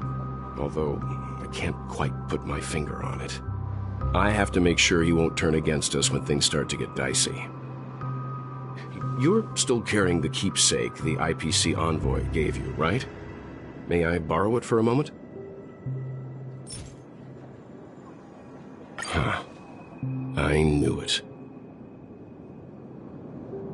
As I suspected, this chip Aventurine gave to you is actually a miniature transmitter. If I'm right, he intends to use it to track your location or contact you when needed. As it so happens, this may actually be of some use in the current situation. Aventurine? Is he still alive? And what does he have to do with our mission to confront the Dream Master? Remember what I said earlier? Working with the IPC is a way to keep the family in check. If negotiations go south and the family show their true colors by going after the Stellaron, I'll use this transmitter to send a message to the IPC. It'll be just the opportunity the IPC ambassador was hoping for. The only question mark in all of this is Aventurine's current status. But the IPC is always listening, especially senior strategic investment department heads like him. Getting the message across shouldn't be a problem. Good luck to you, Welt. Well, you take care too. If anything goes wrong, don't worry about me. Just make sure to seal the Stellaron. Spoken like a true hero. Even if the Dream Master is innocent, the family's corruption runs deep.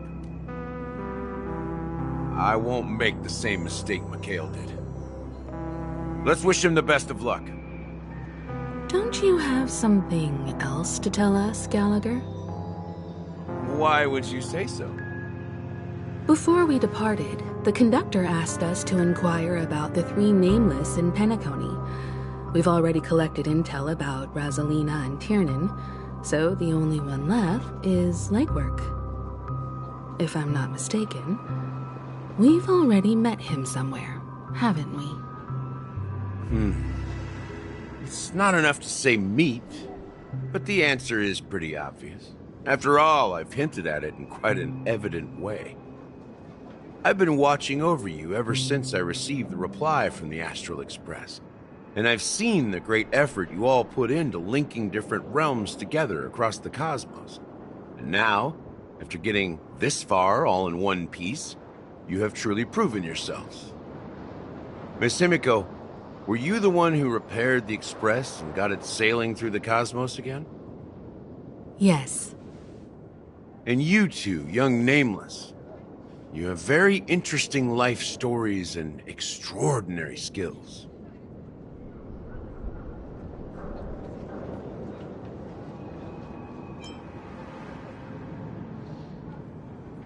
What? Hey, you can't just make up titles like that. You're full of energy. Please send my regards to the conductor, Pom Pom. Please let them know that their friend had fond memories from his time aboard the Express, which he reminisced on every time he had a good drink. As for the last nameless, he embarked, disembarked, and embarked again, traveling in a great circle, ending up back where he started. On his deathbed, he told me to find the Astral Express and deliver an invitation to the future nameless. He left behind a special gift, a true legacy. Something that belongs only to the successors of the Trailblaze. Come with me. Now is the time to reveal it.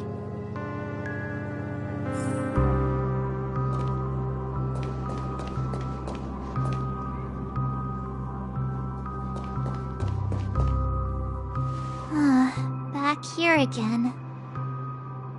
Sometimes I feel like you're still alive, old friend.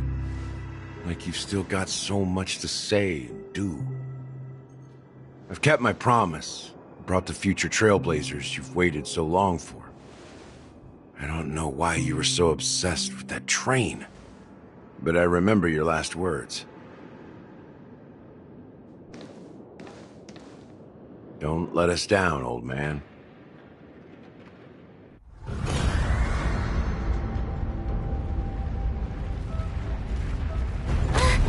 What's happening?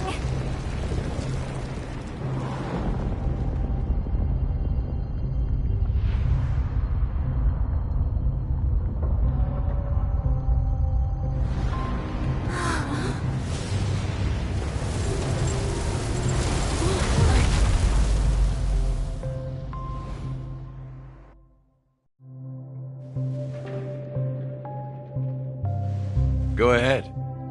His resting place lies in the garden up ahead.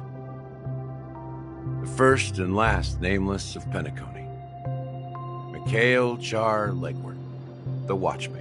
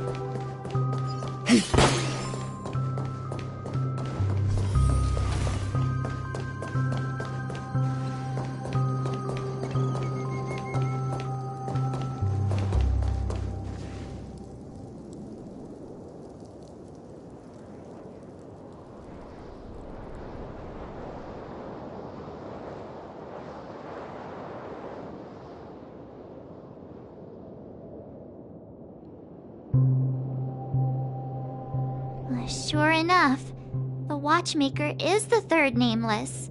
Even I could guess that one. The legacy he left behind was a dream bubble. I believe inside that bubble, there's something that holds meaning only for the nameless. After all, when I checked its contents, I found nothing inside. Maybe some Trailblaze runes? Even more mysterious than me. Well, let's have a look.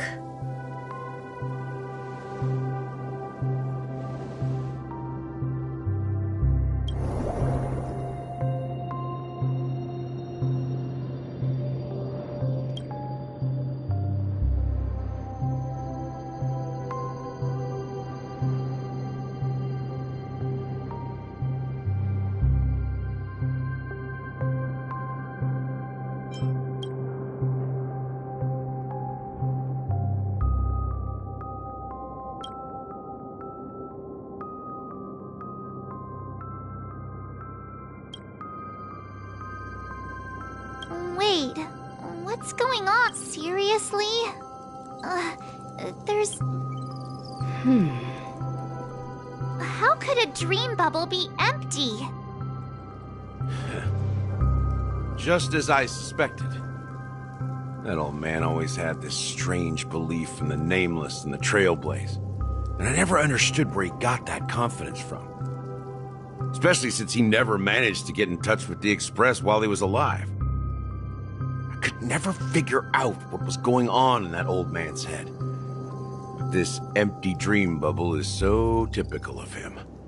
He was always full of weird fantasies and incomprehensible romanticism. That mischievous old man. Well, I didn't expect him to leave anything concrete behind anyway. Don't think that's the case, Gallagher. I'm sure Mikhail has left us the most precious thing of all. Don't start getting all philosophical on me, all right? Just as Mikhail believes in the Nameless of the future, we unconditionally believe in the Nameless of the past. How could they leave with regrets for the future when they were ready to dedicate their lives to the land they loved?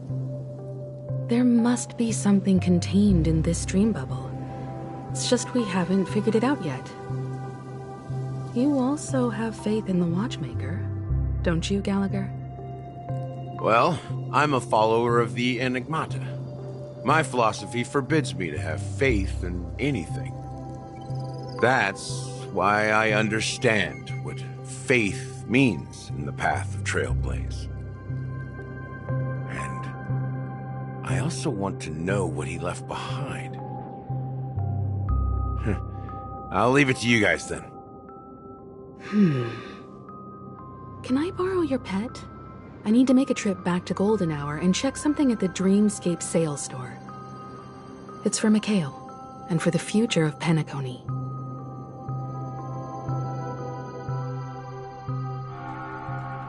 Welcome to the Reverie Hotel. How may I help you? Greetings. We're the Nameless from the Astral Express, and we'd like to check in.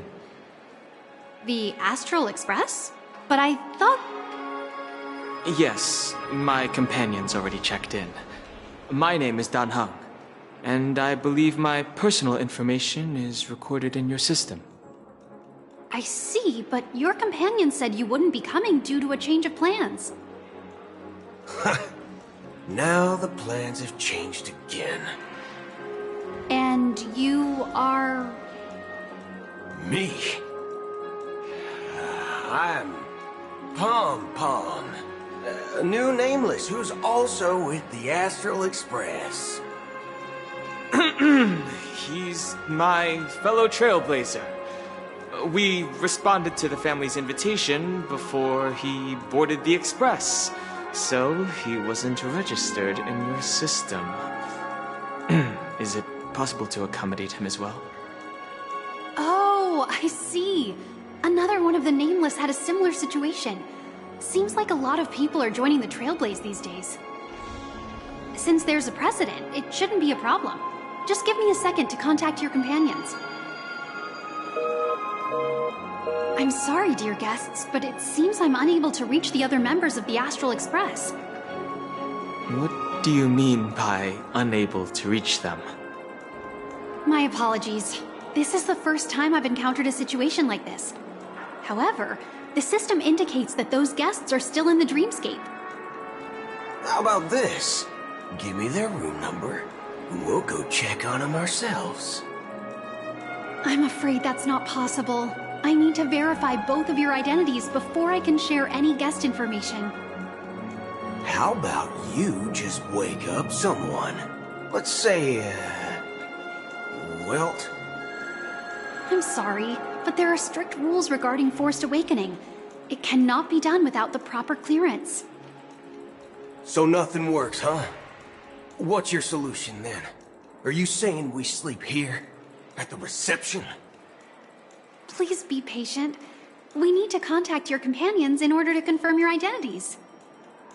And now it seems you need to confirm our identities before you can contact our companions. It seems so. Fudge! Look, nothing personal, but if you can't handle this, go find someone else who can, okay? Please calm down, dear guests. I do recall that Mr. Sunday, the Oak family head, personally handled this issue earlier. Oh, please wait a moment while I contact him. I don't think she's trying to give us a hard time. She really just doesn't know what to do. I have a bad feeling about this. You tried to contact them on the Express earlier, but they didn't respond. Something doesn't seem right. I need to leave for a moment. You can stay here with the receptionist. Sure thing. Just don't keep me waiting forever. Don Hung seems pretty worried about his companions. I should give him some space. Stressing out about it won't help anything.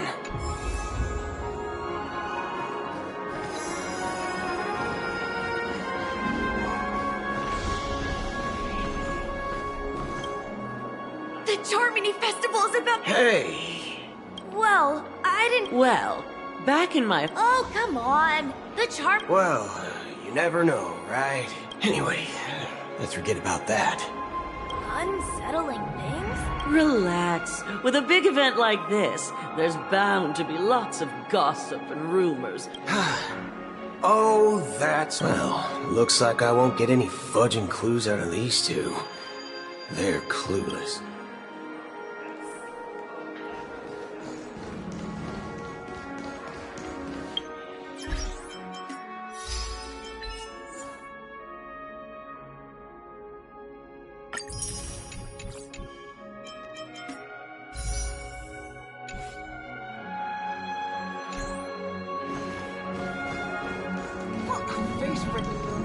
Greetings!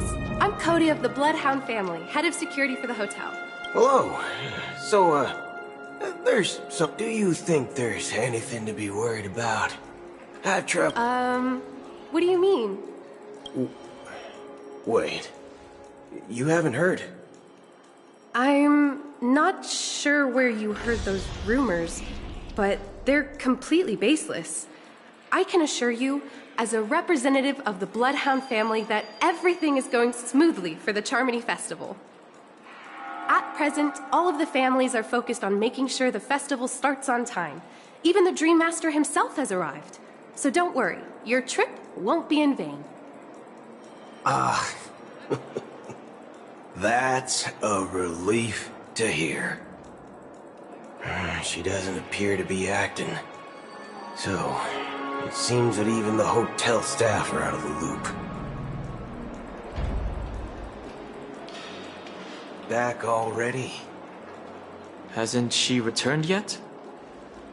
Nope. I'm starting to wonder. Sending her to contact Sunday was a good idea.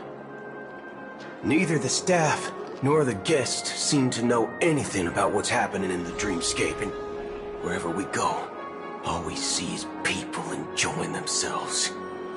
Definitely not a good sign. I agree. Another unusual thing is that the Oak family is supposed to be in charge of organizing the council and managing everything inside and outside the dreamscape. However, I walked around the hotel but didn't meet a single member of the Oak family on such an important day. Well, I'll be forked.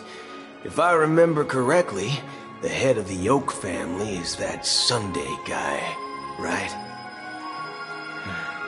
We shouldn't linger here too long. Let's go back to the Express for now.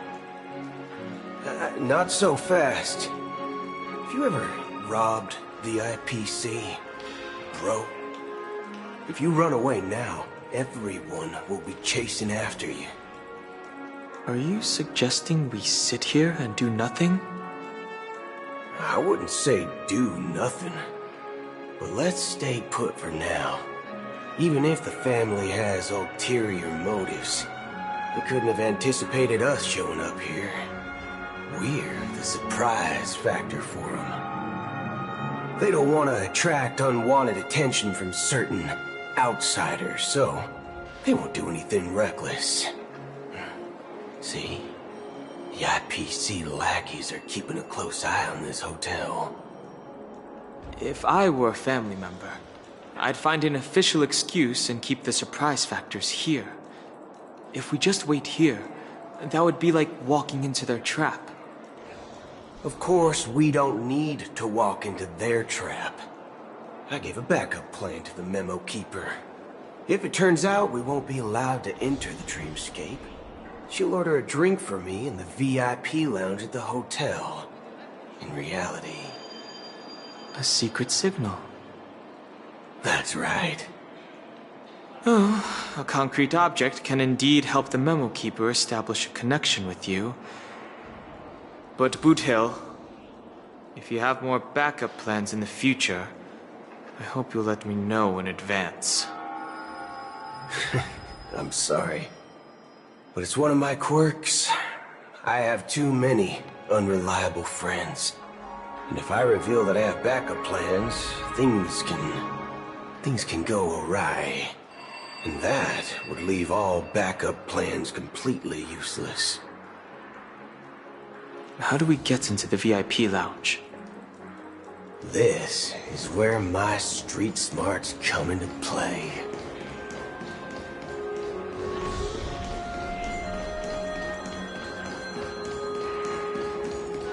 My phone clearly shows that there are rooms. You're the lobby manager, right? Yes, I am. How may I assist you? We're the Nameless from the Astral Express. We wanted to check in, but there's something wrong with your system. The lady at the front desk said she would contact the manager, but now she's nowhere to be found. Now, we've been waiting here forever, without any food or water. What the fork, man? Is this how the family treats its guests? Is this your idea of street smarts? Starting an altercation? It's called standing up for your rights. I apologize for the inconvenience. Please wait while we try to contact Mr. Sunday. I'll arrange 2 premium seats in the VIP lounge so you can rest there while you wait. See? Just like that. Just don't call yourself Nameless next time. Wow, this bar's something else. Certainly worthy of the planet of festivities. One peak soul glad, shaken, not stirred. Good evening, gentlemen. Hey, I have an order for a bottle of Hasdana's White Oak. Can you help us find it? Hasdana's White Oak? I think there might be a misunderstanding. We don't serve that here. Oh, no way. Are you sure you're not mistaken? If someone had reserved such a beverage, I would definitely remember it. It sells for hundreds of thousands of credits per bottle, after all. I couldn't afford to cover for such an item if it were broken or lost. That's strange. Well, could it be that the memo keeper couldn't afford it? Then what should we do now? No need to rush. Let's grab some drinks first. Maybe I arrived too early and she hasn't come yet.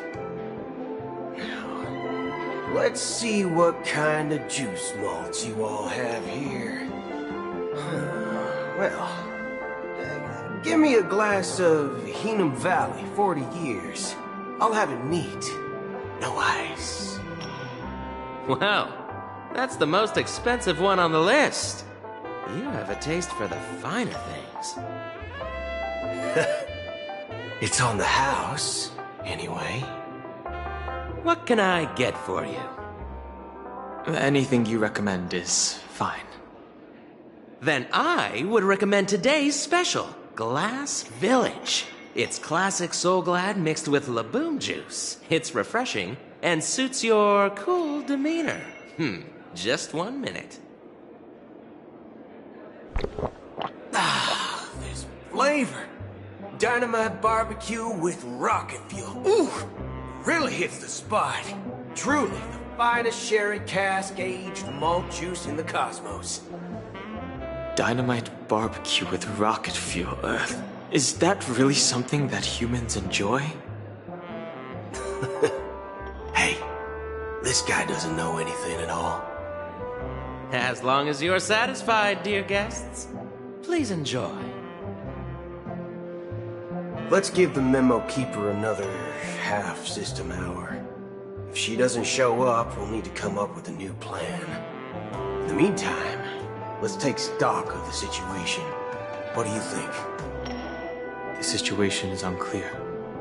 Something must have happened on the planet of festivities, but the public is unaware of it. Someone in a position of power within the family must be covering it up.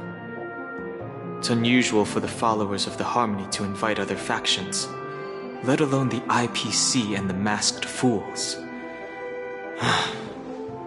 If what you said about the Emanator of the Nihility is true, the situation in Penacony is a little complicated, to say the least. Actually, there's something else I'm concerned about. Regarding Acheron. As you know, the faction that follows the path of the Hunt are some of the most dangerous folks in the cosmos to mess with.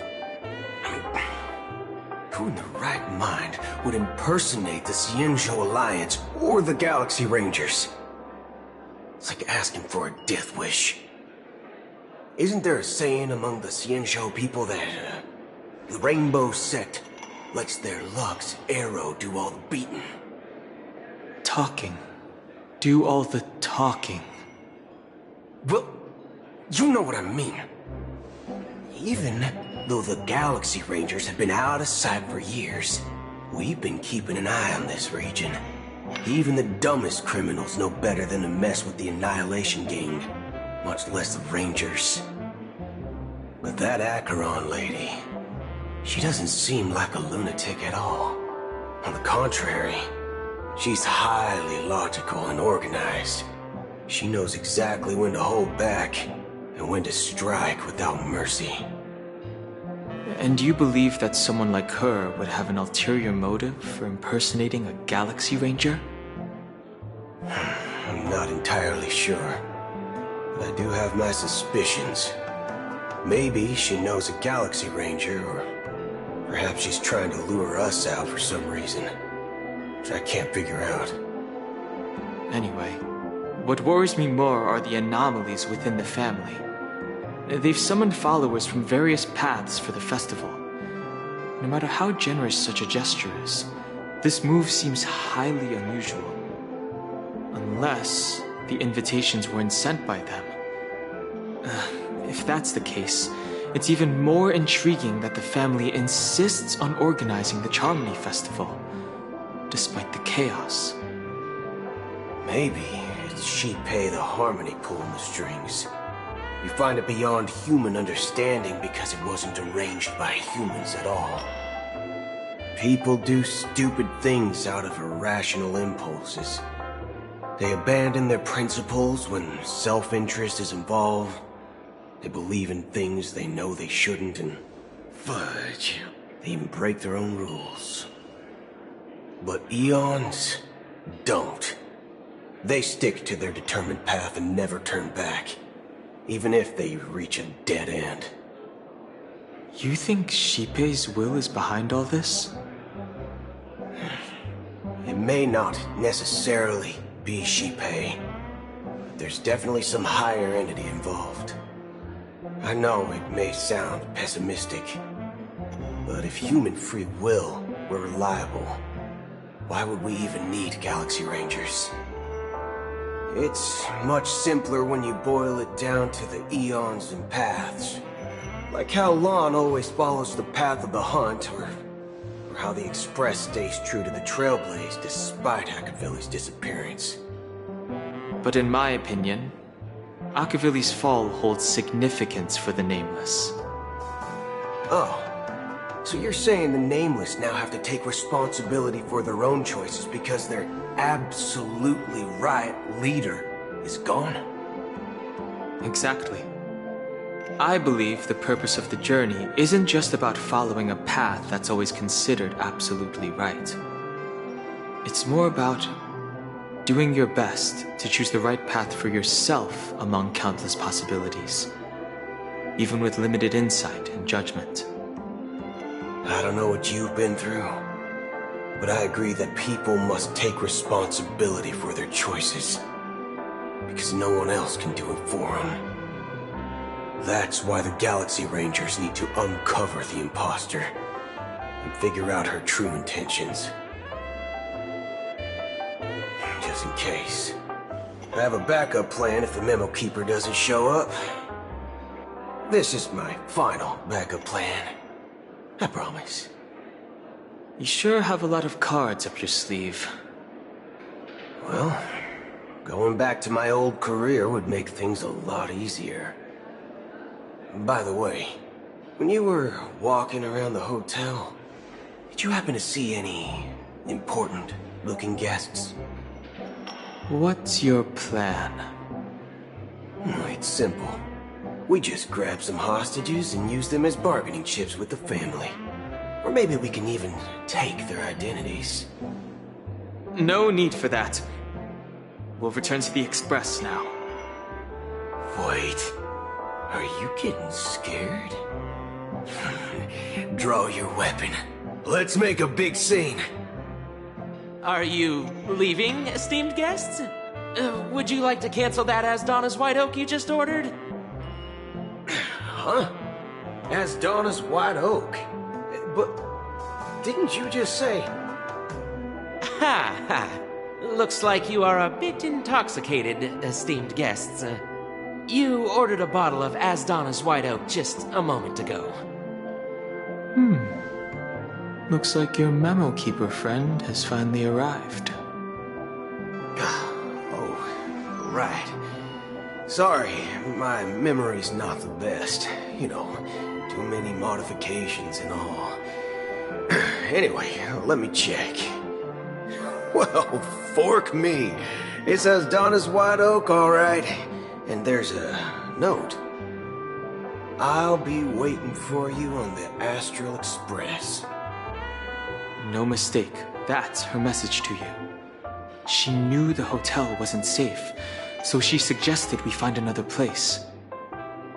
Well, looks like we took a detour, but now it's back to the Astral Express. So, what are we waiting for? Let's go.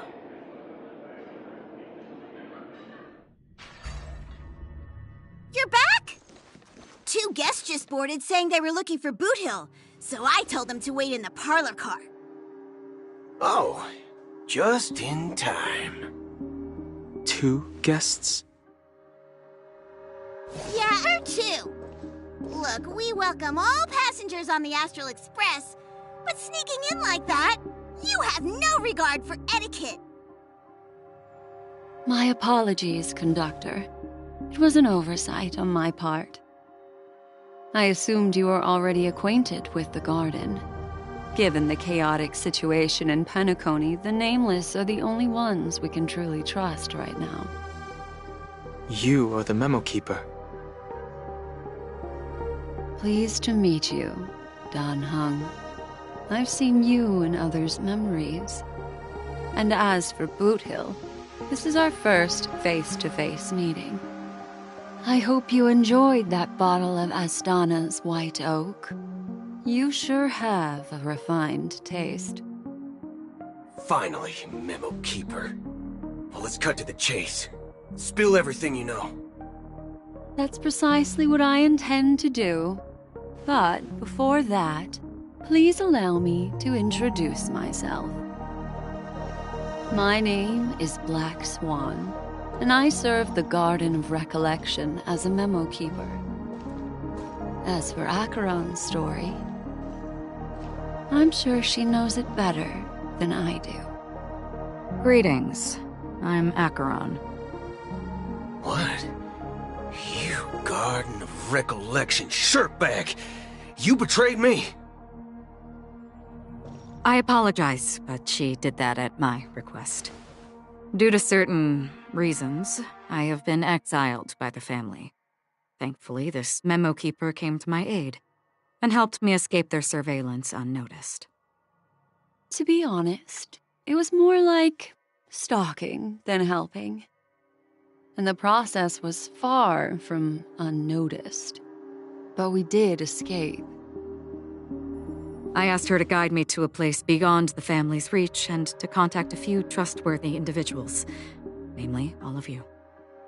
Trustworthy? Son of a nice lady, you think I'm dumb or something? How about this? I'll put a few bullet holes in your head and see what secrets spill out. Then, we can talk about trust. It doesn't have to be like that. I'm willing to answer all your questions, but not right now.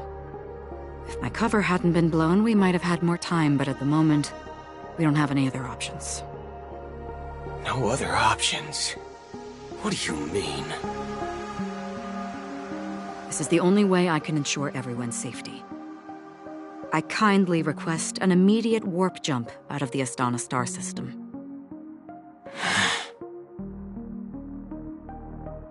This passenger is requesting... As far as I can tell, she's not a threat and seems to be telling the truth. I've briefly traveled with your companions and know their whereabouts, Dan Heng. Please rest assured, your nameless companions are safe, but they need our help. As for Boot Hill, you may have guessed. I've been waiting for you. Galaxy Rangers are known for their elusive nature and limited contact with each other, so this was the only way I could reach out to you. Only by doing this can I find a true Galaxy Ranger and fulfill a long-standing promise. To return his relics to their rightful owner. Someone once told me that every rainfall is like a gift from the heavens, a sign of their mercy upon the world. Raindrops are said to be the tears of the gods, shed in response to the sorrows of the world. Their constant pouring is a reminder that the gods haven't abandoned us yet. So, how long has this rain been going on for? I used to believe, just like you, that it would eventually stop.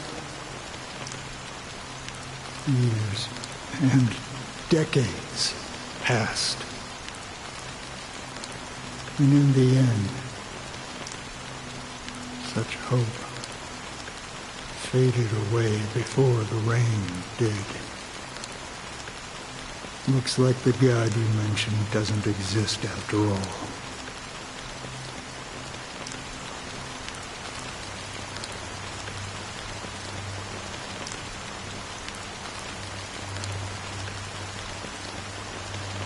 Well,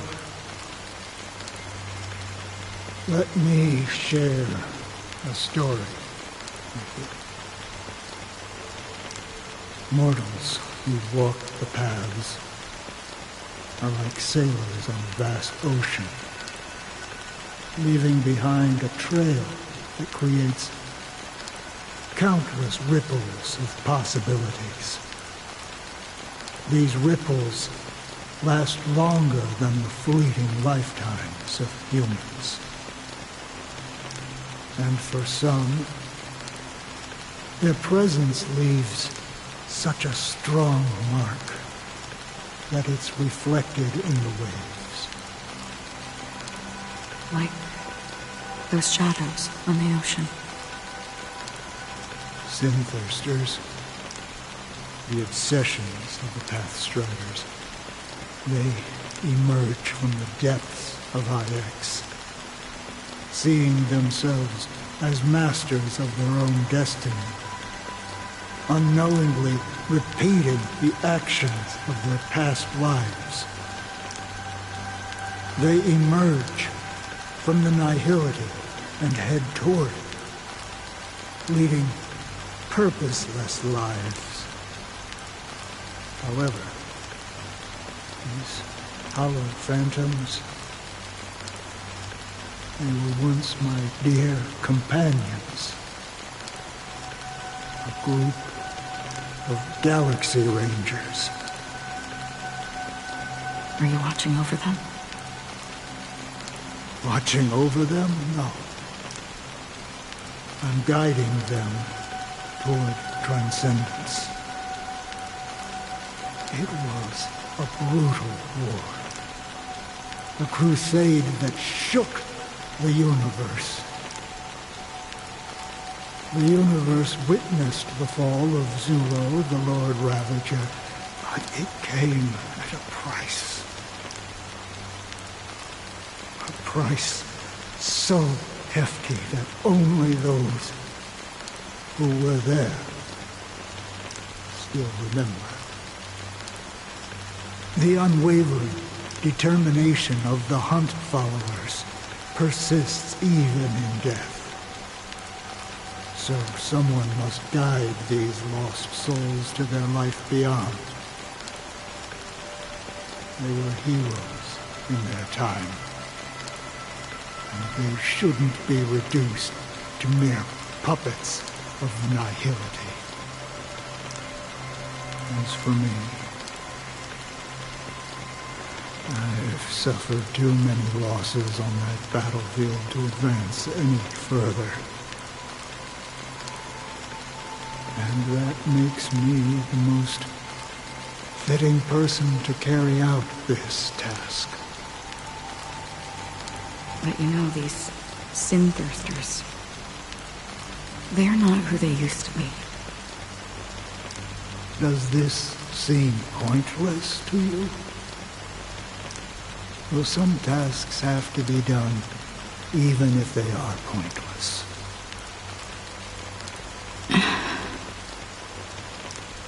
I can help you. For what? For the meaning of the nihility. That's what I've been seeking. I see. After all, this realm is off limits to ordinary souls, right?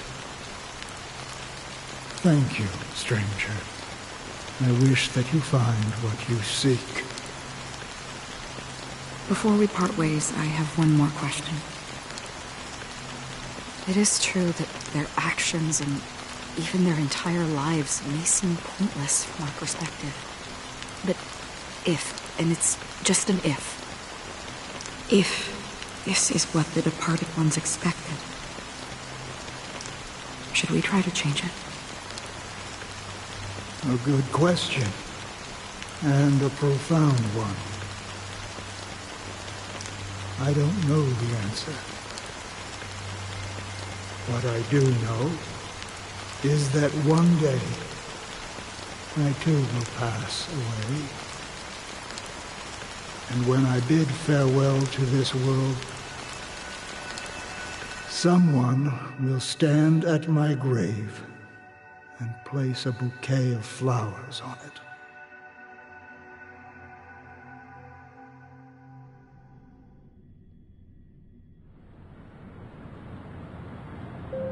When I appeared as a child, my speech, mindset, and soul reflected immaturity and innocence. As I grew into adulthood, I left behind my childlike side.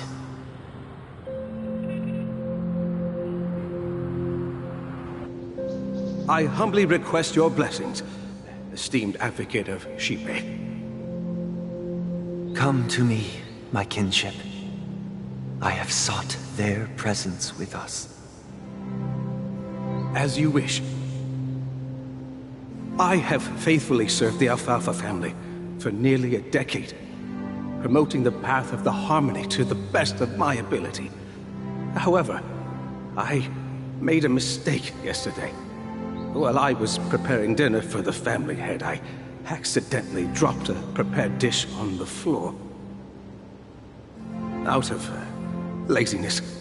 I lied and claimed that everything was ready.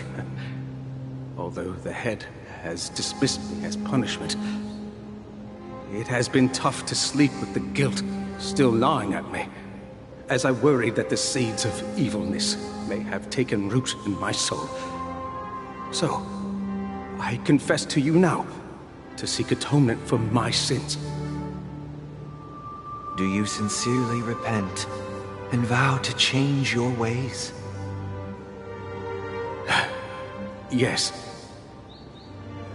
Have you examined your soul and confessed all your sins? Oh, yes. Are you willing to accept the process of atonement?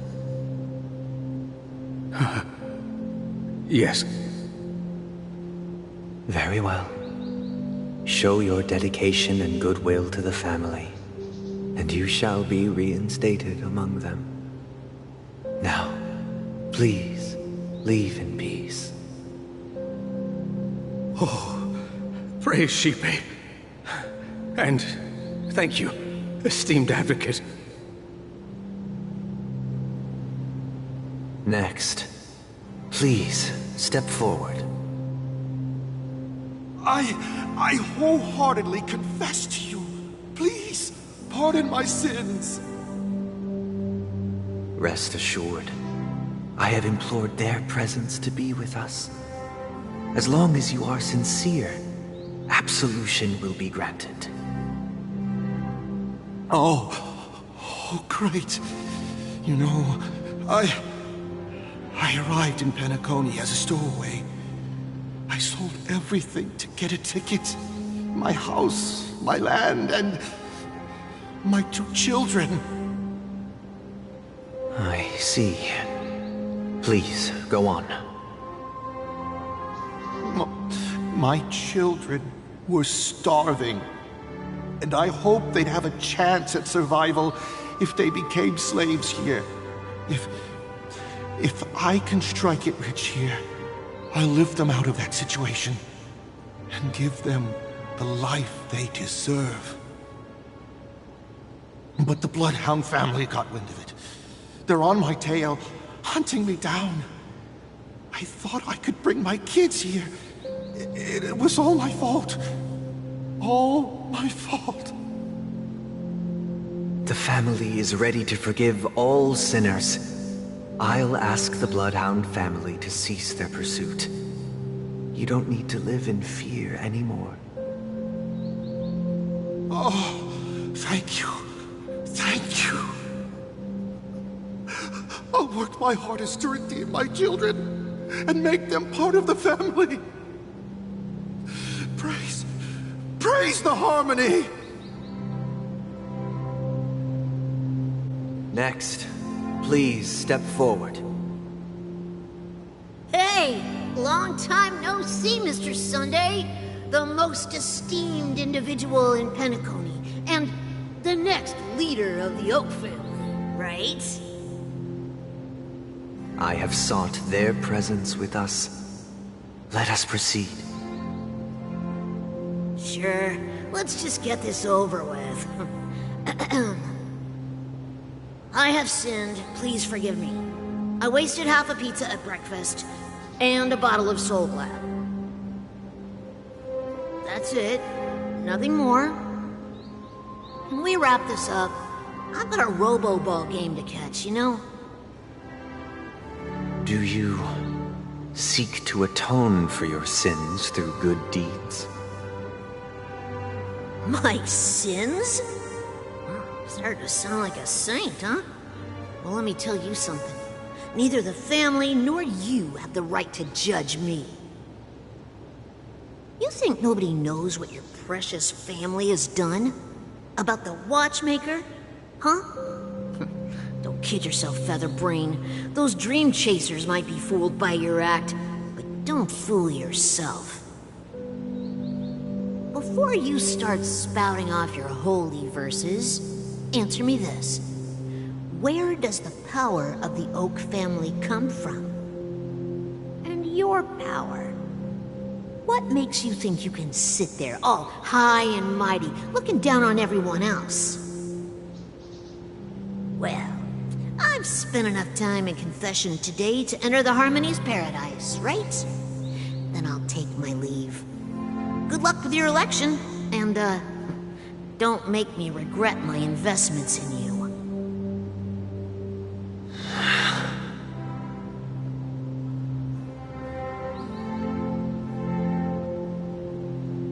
Oh, revered triple-faced soul, hear my doubts. Who can judge the strong when their power hides their crimes? Who can vouch for the weak when they will pay any price to survive? Who can comfort the purest souls when even they get led astray? If the strong defending the weak is truly the foundation of paradise, then who is responsible for the suffering and anguish in this wretched world?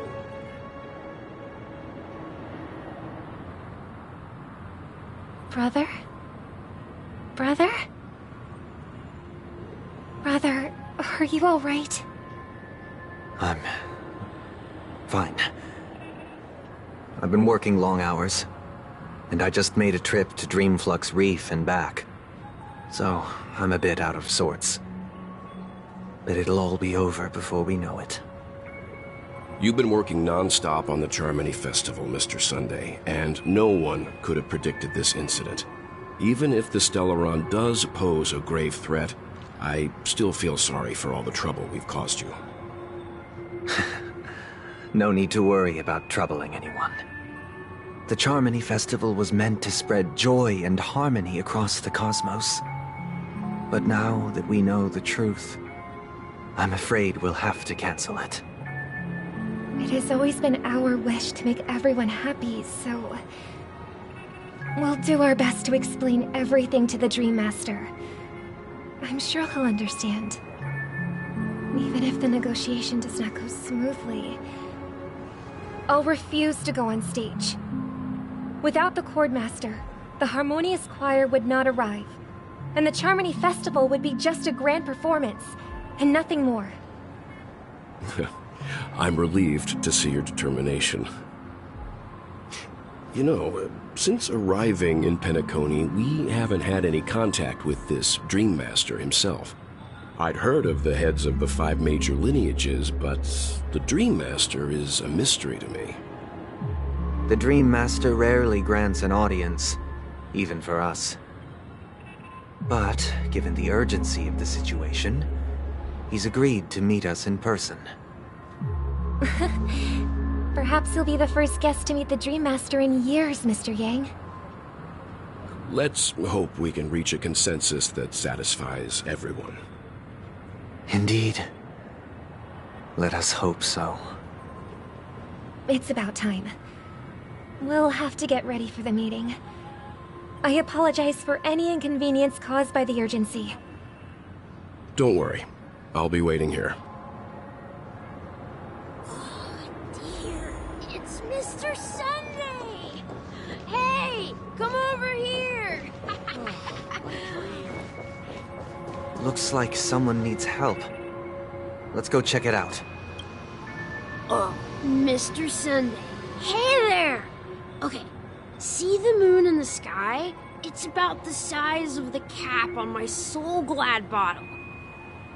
If I just reached out my hand, I could grab the moon, couldn't I? The moon?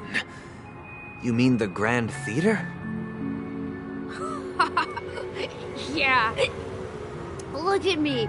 I've been away from home for too long. I must be missing that moon. But it's no big deal. The Grand Theater here looks much better than the moon back home. It's just magnificent. They told me not to sell everything I had just to come to Penacony. How short-sighted. selling everything you had. Why would you go to such lengths? Why? Can't you see? Life back home is miserable. It's not really living at all. It's better to be here at Pinnacle. No pain, no worries about tomorrow, just sweet dreams. You can do whatever you want. That's what I call living. Yeah, now this is the life. Is this truly living? Huh? What did you say, young lady? I didn't quite catch that. Oh, it's nothing, sir. You see, the traffic on Glock's Avenue can be dangerous. How about I ask a Bloodhound family member to escort you to Ideen Park over there, so you can continue enjoying your sweet dream? Oh, yeah, that's a great idea. Wow, no wonder you were the leader of this sweet dream. You're totally a lifesaver. See you around, Mr. Sunday, and it was nice chatting with you.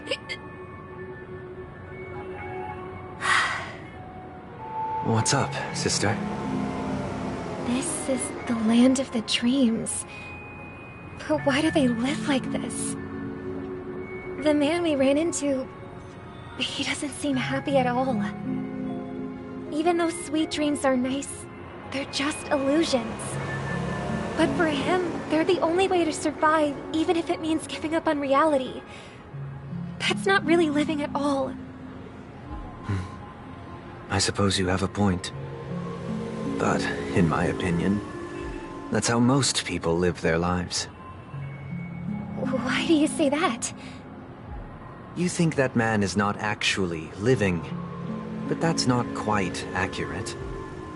Even without Penacony, people create their own illusions called self-value. People believe they have a predetermined value to fulfill. Gaining value means gaining power, and those deemed worthless are seen as the weak.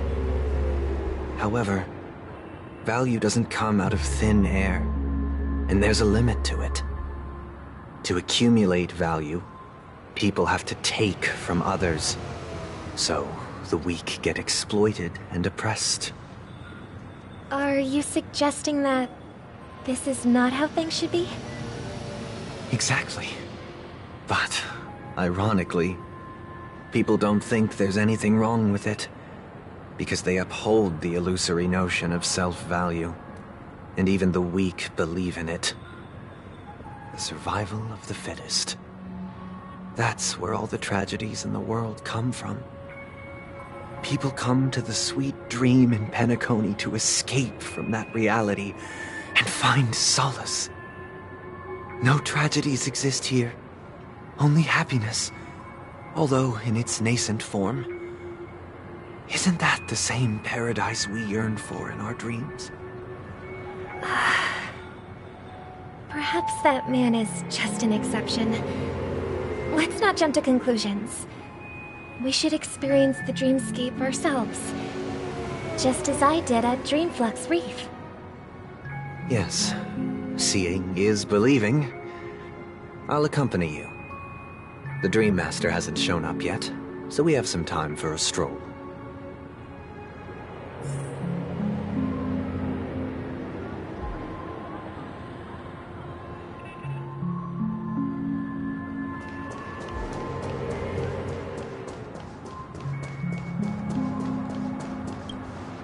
Glad to meet you again, Robin.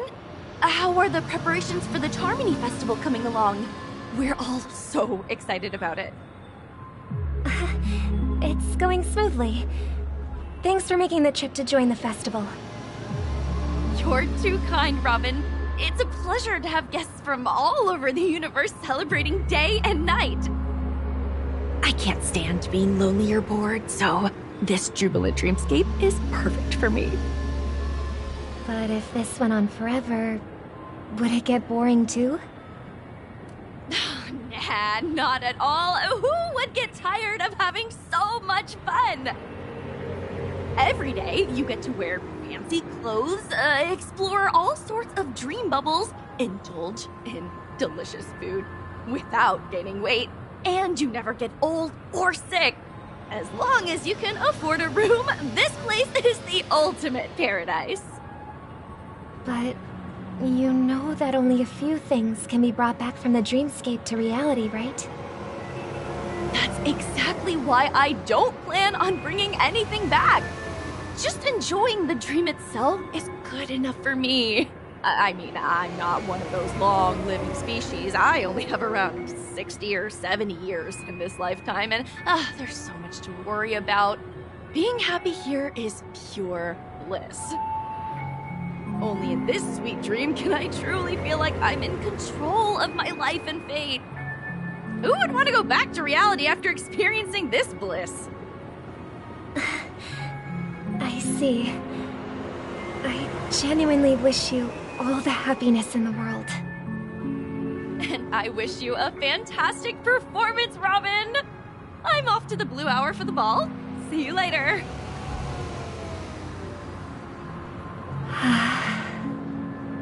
Seems like that guest's perspective didn't resonate with you either. She had a valid point. I could sense her genuine happiness. It's just that... What you're trying to say is, she thinks she's in control of her life. But in reality, she's just escaping from reality and seeking solace in this sweet dream. Once she steps out of this sanctuary, everything will be lost. Well, she did make mention of being able to afford a room. Didn't she? However, the paradise in our dreams, it doesn't have to end. No. And the paradise we yearn for shouldn't be just a fleeting dream either.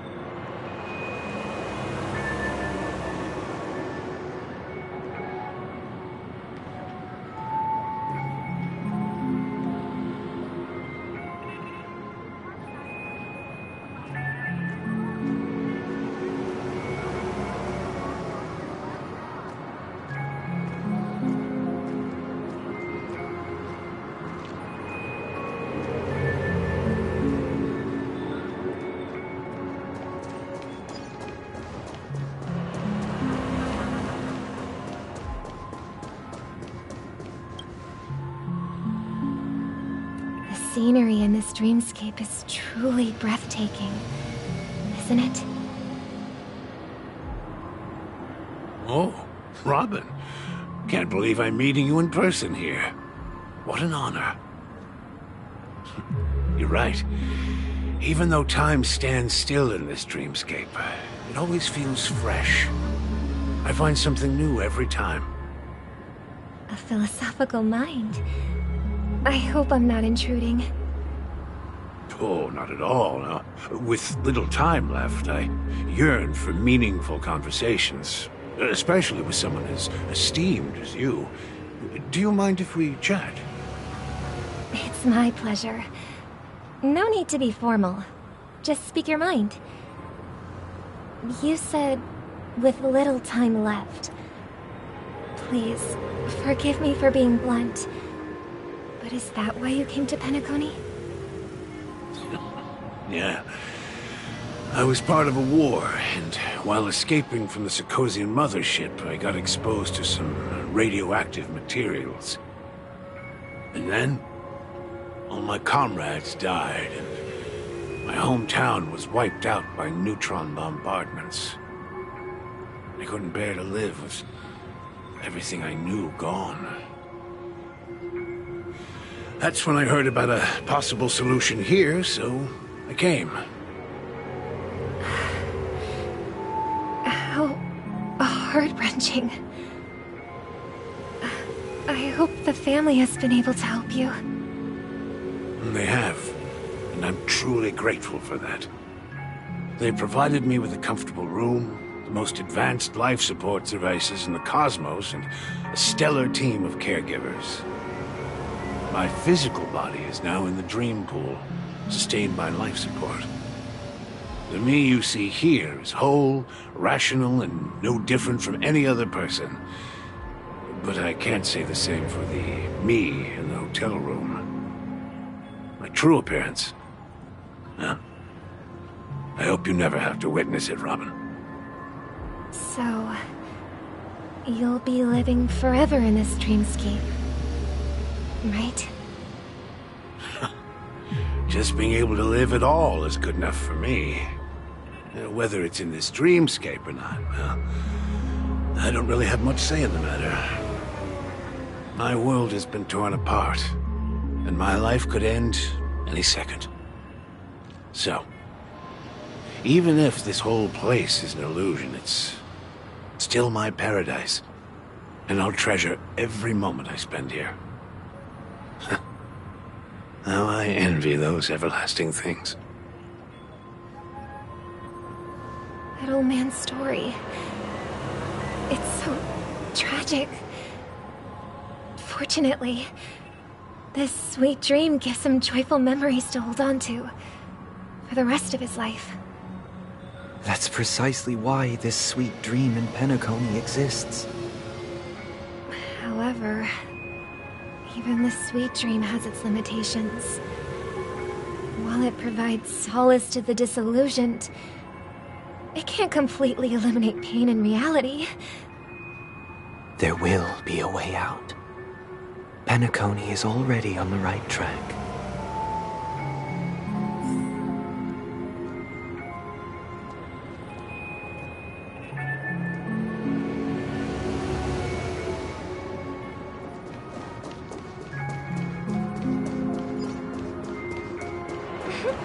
Look what we have here. A lovely young lady.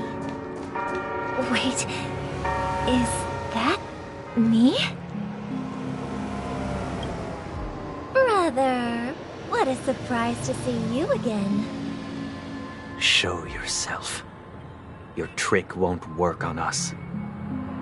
I've heard that a skilled masked fool received an invitation too. That must be you, right? Did you enjoy yourself? Barely. The people here are way too gullible. A little bait is all it takes for them to bite. And they run away at the slightest hint of danger. In other words, they're naive and cowardly. Now that you've had your fill, it'd be wise to leave before it's too late. The music of the harmony doesn't tolerate discord. What? Now that you have the real Robin, I'm useless? Oh, how disheartening. I've done so much for the family. You should be thanking me, because if it weren't for me cleaning up this mess, Penacony would still be in shambles. Don't you think? That was a personal request from the head of the Iris family, and it has nothing to do with us. Step aside and stop causing trouble for the Charmony Festival. The Charmony Festival? You think you can scare me? You think I have no idea what you're planning? I don't care what you're thinking, chicken wing boy. But I'm pretty sure our lovely Robin won't be appearing on stage. After all, you're well aware of what a sorry state this dreamscape is in under the banner of harmony. Penacony, the land of the dreams. Is this truly the paradise you desire? Stop it. What's the rush, chicken wing boy? Did I get to you? Our paradise is none of your concern, masked fool. Leave now, or the family won't tolerate you anymore. All right, all right. I'll go. But Robin, I suggest you seriously consider this. Do you really believe those living in dreams can escape pain and find true happiness? Well, I've done my part, and now I'm simply waiting for the fireworks to begin. Here, the last 2 gifts for both of you. And don't lose them. If by some unfortunate chance the Charmony Festival starts against all odds, remember to use them during the show. And it'll be thrilling. Bang! I heard a raven cawing in the distance. It seems the Dream Master will arrive soon.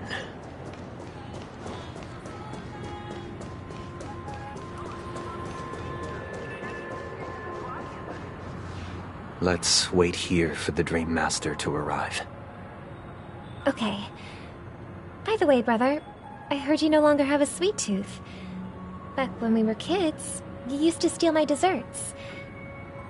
Seems like a lot has changed during my absence. What exactly happened? Well, someone has to stay awake even in this sweet dream. But that someone doesn't have to be you, or anyone in particular. You're carrying too much on your shoulders, brother. The paradise in our dreams. It shouldn't be like this. Penacony is nothing more than a dream. It can't erase the worries and pain of reality, or bring true happiness. It only offers an escape from reality. Nothing more. Remember the old man we met earlier? Without this dream, he might have completely lost himself. That might be true, but even without Penacony, he could have chosen another path. As far as I know, the Intelligentsia Guild has been promoting their rehabilitation techniques for a long time now. That path may have been more ordinary and challenging, but now he is receiving hospice care in a comatose state, and his fate is sealed.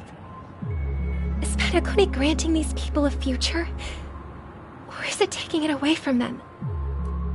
Well, don't forget this.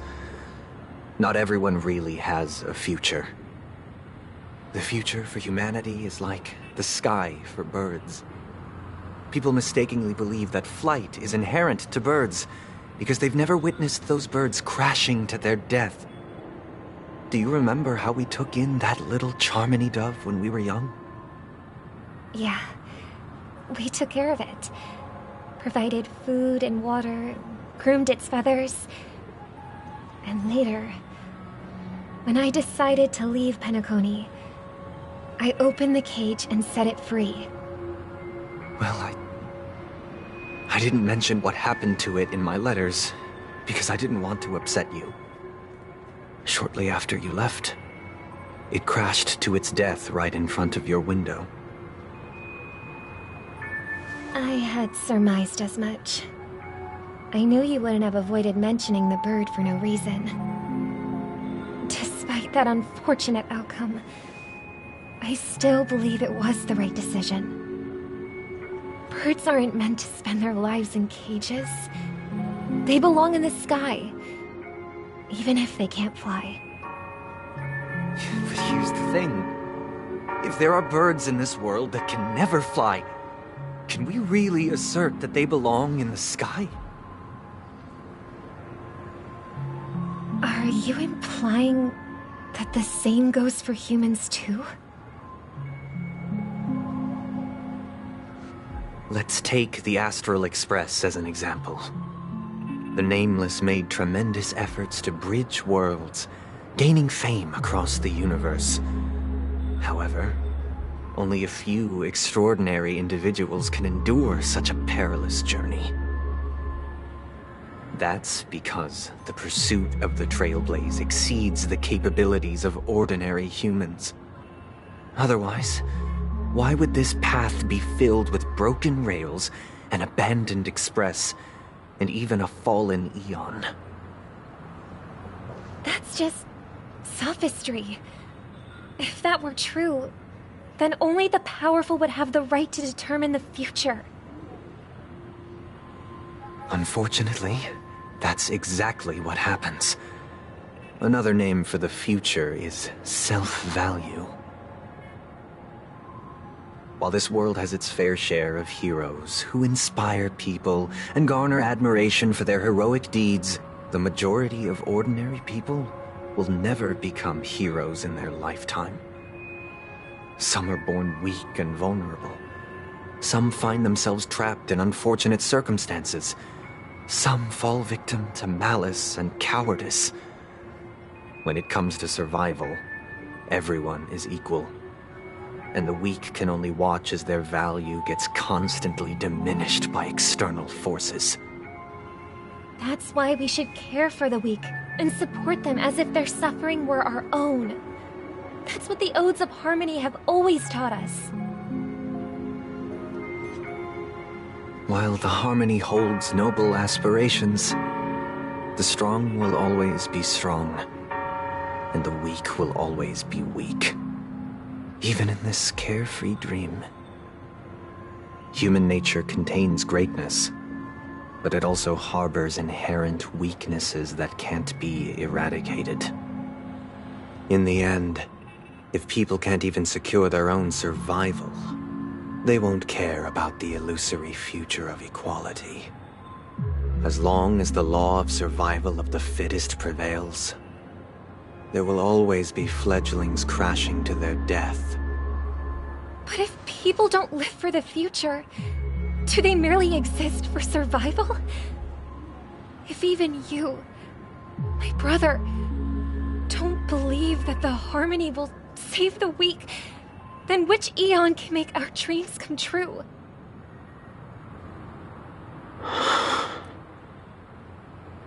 People often forget that when the first bird took flight, the entire world envisioned a future where no more fledglings would ever crash to their death. Are you reading, sister? What are you reading? Mr. Gopherwood gave me a picture book. It's about the story of the harmonic strings. If I could become a chord master, I'd like to summon Dominicus, the harmonious choir. I want to sing with everyone and spread our wishes so that all can feel happiness and joy. I see. Then, I would summon the harmonious choir too. Don't you have a wish of your own, brother? Of course I do. It's just that it includes your wish and everyone else's. I long for a true paradise where everyone can find peace. Then, let's build a stage there and invite everyone to our performance so that both our wishes come true through the power of the harmonious choir. It's a deal then. Yeah, it's a deal. But how can I become a chord master?